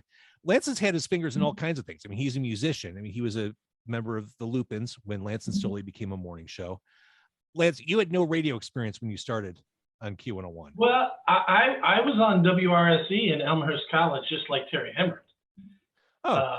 And I had really high quality radio skills, as Brooke can attest to. Absolutely no control over we weren't allowed even in the room with the board for many, important reasons. And that was a very strange scenario. The band that I was in got signed to RCA. We had gone in and done a couple of interviews with the late, great Carla Leonardo, who was doing the local show. And then we did a block party show where we opened up for Counting Crows. And a great story there was we wanted to make kind of a splash. And so I went to a pawn shop and bought a guitar that I could smash. Did I tell you the story already? Okay. Not here. So, and the thought was on the last song, on our very last song, I would play this guitar, and at the end of that song, I was going to smash it, just, try to be a cool guy. And I'd never played it prior to that show. And so we get to the last song, I put this guitar on, I plug it in, and it just goes, and it wasn't even making like a guitar sound or anything. So I smashed it at the beginning of the song, which is not the thing to do. And so I smash it, and then I go back to grab one of my other guitars, and I realized the cord was still plugged into the guitar I smashed, and the crowd had it. So I was that guy pulling on the other end of my cord, trying to get my cord back from the crowd. It's good luck. Plug in, play the song, and then afterwards, Bill Gamble standing backstage talking about what a great set that was, and I was kind of like mortified, but whatever. And then the next thing I know, he says, "Would you like to do a radio show 10 to midnight on Friday nights, and we'll pay you and Stoley like $500 a piece?" And that was with Carla. And I don't know if Carla was doing it or not. I can't remember. Were you doing that, Brooke? I can't remember. Did you do 10 to midnights with us? I can't hear her. Are you muted, Brooke? She may be. So you did the show 10 to midnight. 10 to midnight. We did that on Friday nights for a while, and then he took us to lunch and said, hey, we think you guys are doing really cool. Would you do every night of the week, 10 to midnight, and we'll pay you whatever the union minimum scale was? And we're like, okay. Because you were lucky to be there. Right. And then, but that was cool because we invited a lot of our colleagues on. So we had Liz Fair on, we had Overkill on, we had Material Issue. I was actually in that band before, right. and we had a lot of fun. It was just 2 hours, and so that's not tough, really. And that's our wheelhouse from an hour standpoint. And then Robert Chase was doing mornings, and Bill asked Stoli and I if we would fill in for a week when he went on vacation. And we're like, oh, okay, that's really early for musicians. And so we did it for a week, and they booked a couple of like special guests. I think we had like Matthew Sweet and some other people. I don't remember. And it was sort of fun, still really early. And then we went back to our little evening thing. And the next thing we know, we get asked to go to lunch again. And they said, well, we really think you got something there for that morning show. And we're like, really? And they offered us like a 1-year contract to work with Brooke. And they had a producer, Louisa Chu. Remember Louisa Chu? Yeah. She was our producer. And, they were giving us all sorts of slack to keep playing gigs. And they promised us the moon, of course. And our whole shtick was that we weren't DJs and we were just there to promote ourselves and steal things from the radio station when no one was looking, and everything else. Yeah. So, it's a really strange experience. And then my one highlight would be, we used to have this goofy bit where they would give us something to give away to listeners, caller number, whatever, wins a Nintendo or something.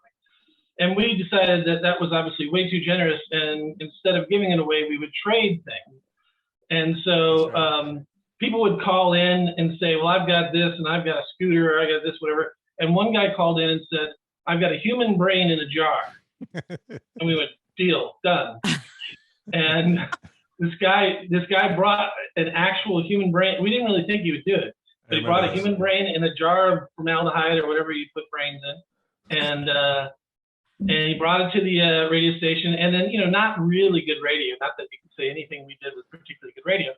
But the brain was upside down in the jar. And I dared Stoli to reach his hand in there and turn it over. And he screamed like a little thing that he was. And that wasn't good radio either. But so, very strange way of ending up on billboards in Chicago and everything else for 1 year. We signed a 1-year contract. And I don't think we made it to the end of the year.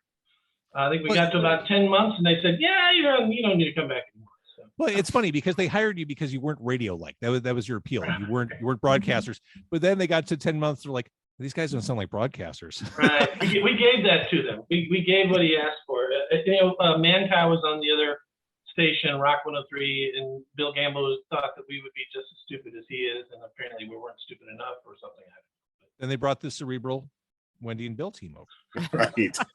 Right. That'll do it. What Lance doesn't know, though, James, is that brain belonged to a program director from another station who didn't need it because he was a program director. There you go. Yeah. I don't know what happened to the brain. I think Stoli took it home at some point. But, I'm surprised Bill didn't make the brain a co-host of the new morning show. There were a lot of people doing that morning show over at Q101. There were. Yeah. Brooke, who I think is still muted, but Brooke did it for a period of time. In fact, one of my first full-time on-air gigs was being part of Brooke Hunter's morning show. James, you can do all 700 episodes with morning show hosts from Q101. There you go. How many of them got engaged on the air? Oh, True. just Lance, you, right? Lance actually did. That's a chapter in this here book. That's right. That's right. Steve Fisher, did you ever angle for that? Did you ever pitch Bill and say, "Come on, everyone else had a shot. Why not me?" It was a death. Honest with you, I kind of knew after we had a revolving door, and there was one point where I think he said, "Yeah, I thought about it," and he's like, "Yeah, no," and it's okay. I think everything happens for a reason. I think Wendy and Bill know that when I left Q101, I worked with Kevin Matthews for a while, and That was awesome. I mean, you grow up like listening and idolizing Kev and Johnny B and Steve and Gary. And it was just such a unique experience and such a great opportunity. And I think, like I said, everything happens for a reason. So, absolutely. After Q1, it's actually a pretty cool gig.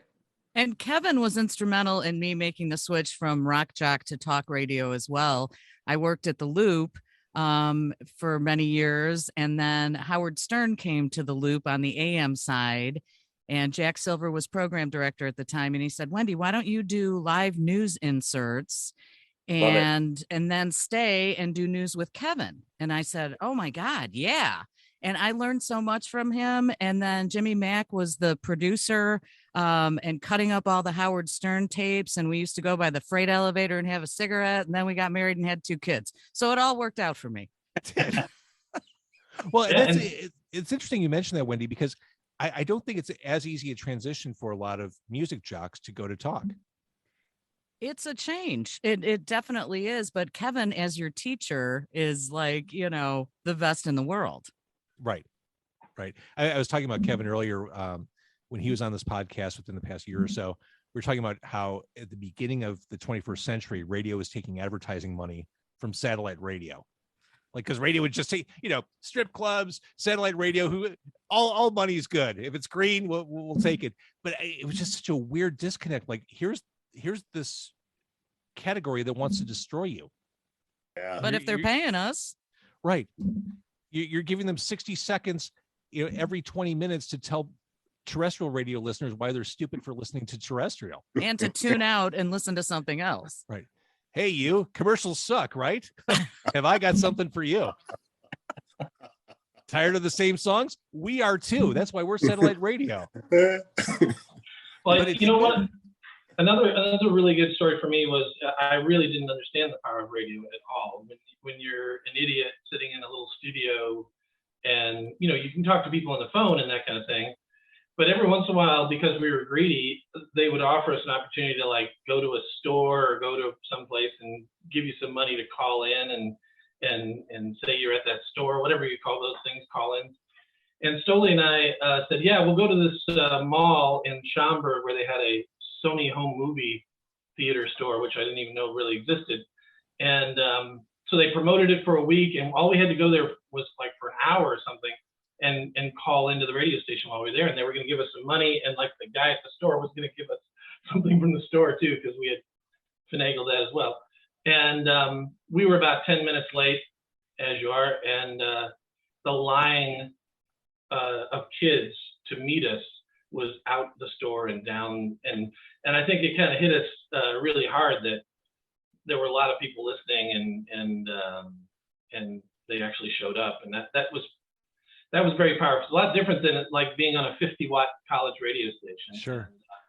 And so I always felt bad that there were people that were real broadcasters that would have killed for a morning slot at a big station like that, and we kind of took it for granted. But it really was never one of our dreams. It was, we had a record deal. We thought we were going to be rock stars someday, and just not the way things work out. But well, it's funny. But I got a wife and 2 kids out of the deal. So score.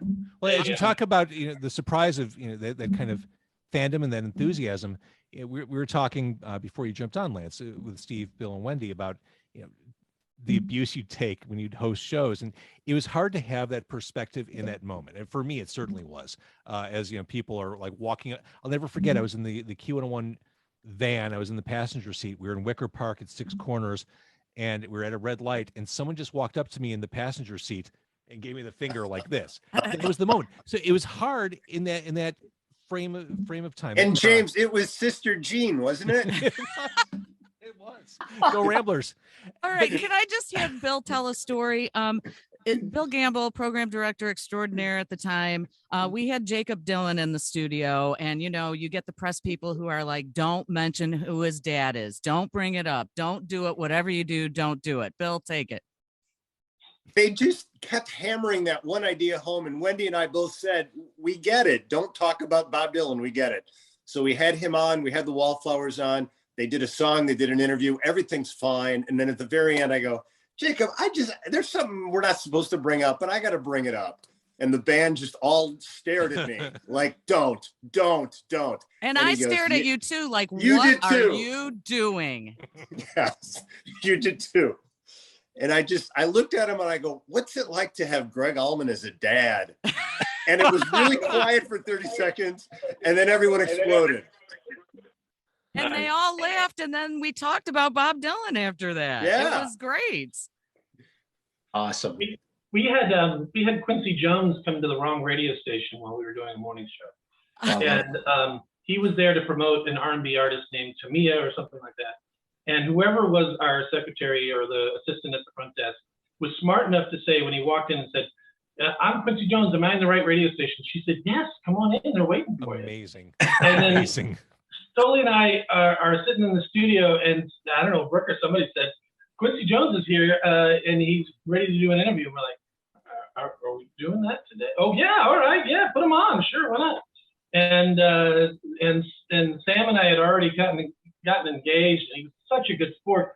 Starts walking down the hallway, sees all the alternative rock stuff on the walls, and he goes, I'm not quite sure I'm in the right radio station. But he sat down, gave us, I don't know, half an hour, I can't remember, but he was a really good sport. He answered questions. I asked him if he did weddings, and apparently he was booked. But so I mean, yeah, you met a lot of great, recording artists coming through. But whoever that person at the front desk was brilliant, and brilliant. And we got Quincy Jones coming. All right, Brooke, do we have you now? I don't think so. I don't think your mic's working, Brooke. We're trying. It's lovely to see Brooke tonight. Yeah. Brooke Hunter, who again, instrumental part. No, can you hear me now? Yes. Okay, so my Quincy Jones story. Quincy was not allowed to sit in the studio with you and Stoley because Stoley was a hot mess. He probably smelled too. What? You probably smelled a little bit. Stoley. Okay. He had dreadlocks. He never showered. No, he told me the extra layer of dirt kept him warm. Chicago. Yeah. So my favorite Stoley story. Do you remember back we were doing news and whatever, the morning show, and Yitzhak Rabin was assassinated. So Stoley goes on the air and says that Shitsack Rabin got killed. And I was like, really, Stoley? That's why they hired us, Bill. That's exactly it. That was the moment. That was that flashpoint. Yeah. You're welcome. You're welcome. Wow. Oh my God. No, that was a good memory. Like some of the most frustrating yet fun radio I have ever had. Well, and Brooke, your start at Q101, I mean, you were plucked out of the programming department, as I was after you. I think I took your job when you got on the air. I kind of segued to what you were doing from an intern. No, so I was in music research. I was doing like telemarketing. Mm-hmm. And I went to Bill one day and I'm like, no offense to the people on the air, but I think I might be able to do this job. And they were playing music that I loved. And I said, if I put together a demo, would you listen? And Bill's like, no. He goes, I'm just going to put you on the air. And I was like, seriously? And I kind of crapped my pants. And I did 1 hour, and then 1 hour turned into 2, turned into 3, turned into 5, and I started doing overnight. So that's how that all started. And what an interesting time that you could do that then. I was talking earlier, Jen Jameson was here, like the idea that overnights was a given back then. Radio stations had live overnight hosts. That was, of course they did. Zoltar, the brother from another planet. Yeah, he was the best, man. Oh, and I've got stories about Zoltar. Oh yeah. Studio always smelled really good. He burned candles and he had a lot of cool cologne on or something. The great thing about Zoltar had a vibe. Do you know how many women I saw doing the walk of shame down the hall of the merchandise march? I looked at it as more of a victory march. I mean, Zoltar was a victory march. His boyish charm. Victory march. Zoltar was a whole ass mood. He was a vibe. Zoltar he was what you wanted. It was an alternative, edgy overnight host. He got to pick the shit he played. You know, he'd say stuff like, "Hey, what's up? It's the Industrial Zone. Here's something from Grotus off the Hand Job EP." I'm like, that's actually happening in overnight. This is amazing. But I would walk in, I'd come back from like a bar night or something, and Zoltar would be there, you know, the incense burning, candles lit, and there'd be like a girl in full dominatrix gear, choke collar, corset, thigh high boots, and it'd say, "Zoltar, what's going on?" That's my intern. Yeah. Okay. So, okay. Do you remember there was a Beastie Boys concert out at the Allstate Arena? Mm-hmm. And Zoltar, you remember how we would play like music after the show? Yeah. Which is home? cool. Yeah. Yeah. So I'm listening, and Zoltar like totally set this whole thing up. He's like, "Okay, I'm going to offend a lot of you, but I'm going to play something off." I think it was like some old bullshit. And he totally set it on the air. He's like, "I'm not going to get fired."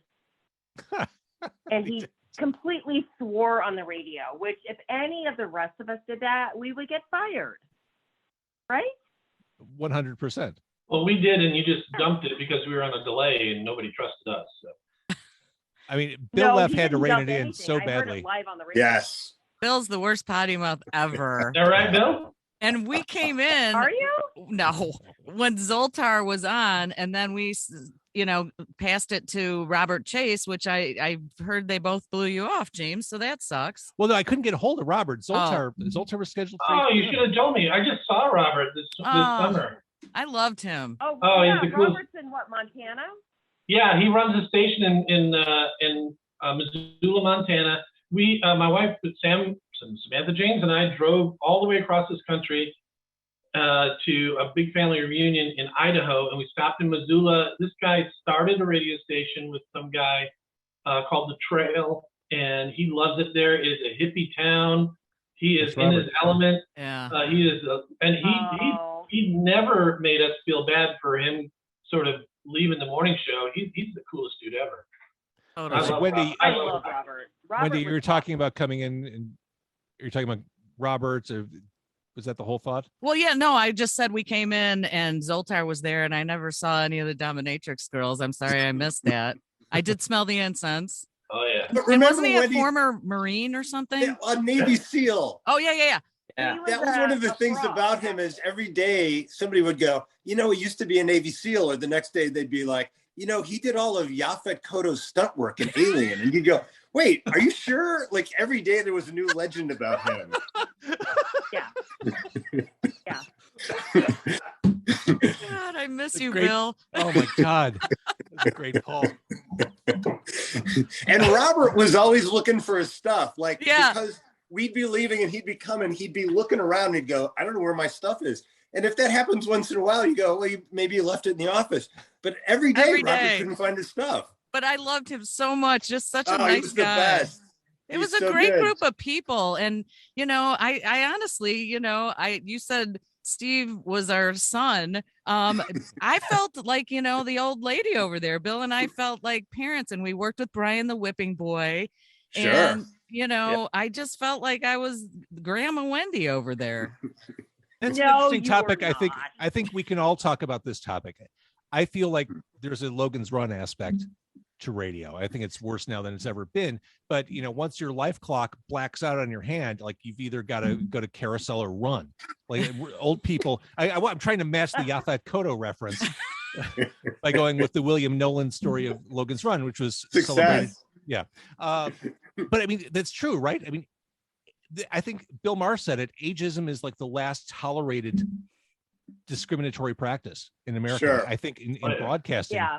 I was told my last job I needed to shave my beard because there was gray in it, and that didn't fit the format of the station. Oh, that's horrible. Are you serious? Oh yeah, but that's the industry. Was that a radio job, James, or was that for being a sea captain? See, there are grooming rules to being a sea still captain. Fortunate enough to work in radio, but I every know. time I get another job, I'm like, is this going to be my last job? Yeah. But it doesn't have to be. See, that's what's so frustrating is look at the old people, and I don't mean old, but old timers, I guess, that worked at WGN Radio, Clark Weber, Roy Leonard, they worked till they wanted to. What's wrong? Why can't that happen anymore? Why can't I find a job? Come on. I had to grow my beard for the museum field. So. That's right. That's right.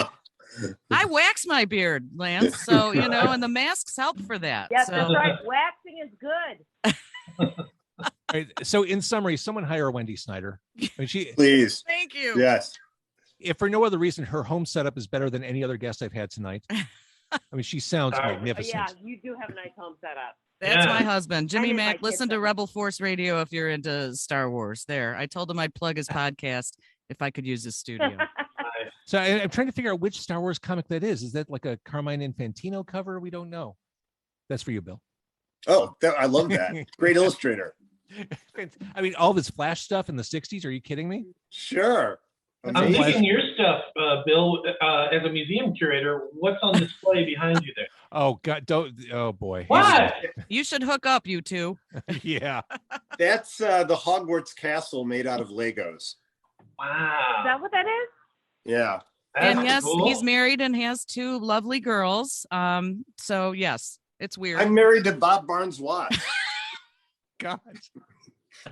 That's awfully cool. Thank God. God. Rest in peace, Bob Barnes Watts. Oh no, is he no longer with us? No, he was a teacher of mine at Columbia College. I didn't know that. Wow, I didn't know any of that. Mm-hmm. Wow. I meant to ask Jaime Black when I had him on earlier tonight. What do they teach in the radio department at Columbia now? What's that curriculum I like? don't think they call it radio anymore. They call it mixed media now, and it's Which not makes like sense. it used. Yeah, it's not like it used to be. They're teaching the kids now how to do what you're doing, James. How to do podcasts. Well, you see, kids, spend the first 6 minutes with your microphone off. Right. Oh, well, you let that go, but I know you and I am just like you, and that would have bothered me too. Here's James on episode 1400. I can't believe it's been 700 episodes since I started my show with no sound. What was I thinking that day? Am I any better for it? Have I learned anything? But you've done such a good job. Yeah. I mean, you book all these guests. I love the whole concept of Car Con Carne. You are just rocking it. So thank you. Great job. It's so much fun to watch. Thank you. James, you can have any guest on of any time period, man or woman, dead or alive. Who would you have on? One person. Penn Jillette. Would you really? Yeah. I think he's a great interview. Yeah. I think of all the people to interview, I think you'll never struggle to have something to ask him.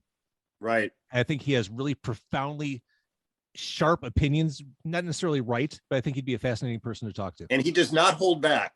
Exactly. There's no filter. Like there are lots of people who I'd love to talk to. Like, yeah, I'd love to sit down with Patton Oswalt or David Letterman, but I'm not sure they'd be great interviews. I think Penn Jillette would be a great interview. Yeah. Well, all you have to do is say hello. Right. What about Freddie Mercury? All right, okay. This is not going to be a popular opinion. Queen has a lot of good songs. They do not have a good album. I dare you to tell me one album of Queen's that is good from start to finish. No, I can't, but I think they have really great songs. Greatest hits. Good answer. Greatest hits. Lance pulls it out. No. Way to go, Lance. That's that radio wit.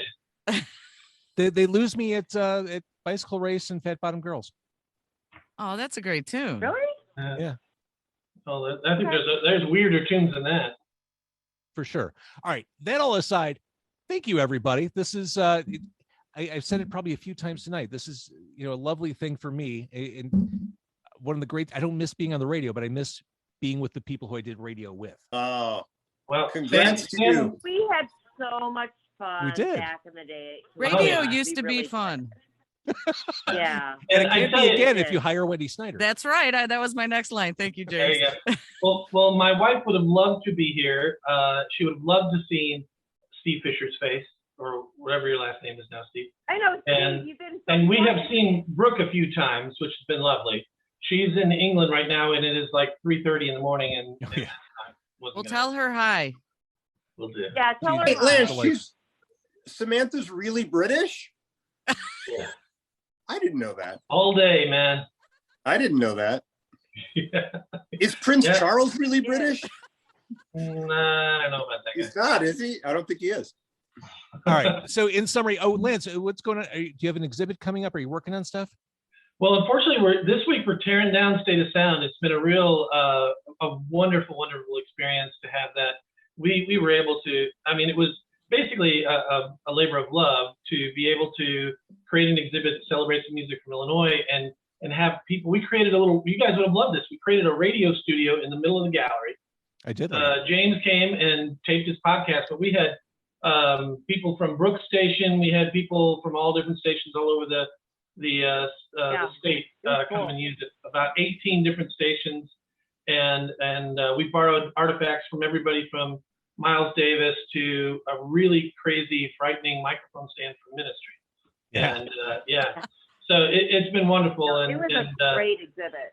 Yeah, thank you. And it was just a wonderful experience. And so next one up is a rental. It's not that big of a deal, but we're working on one for 2023. It'll be pretty cool.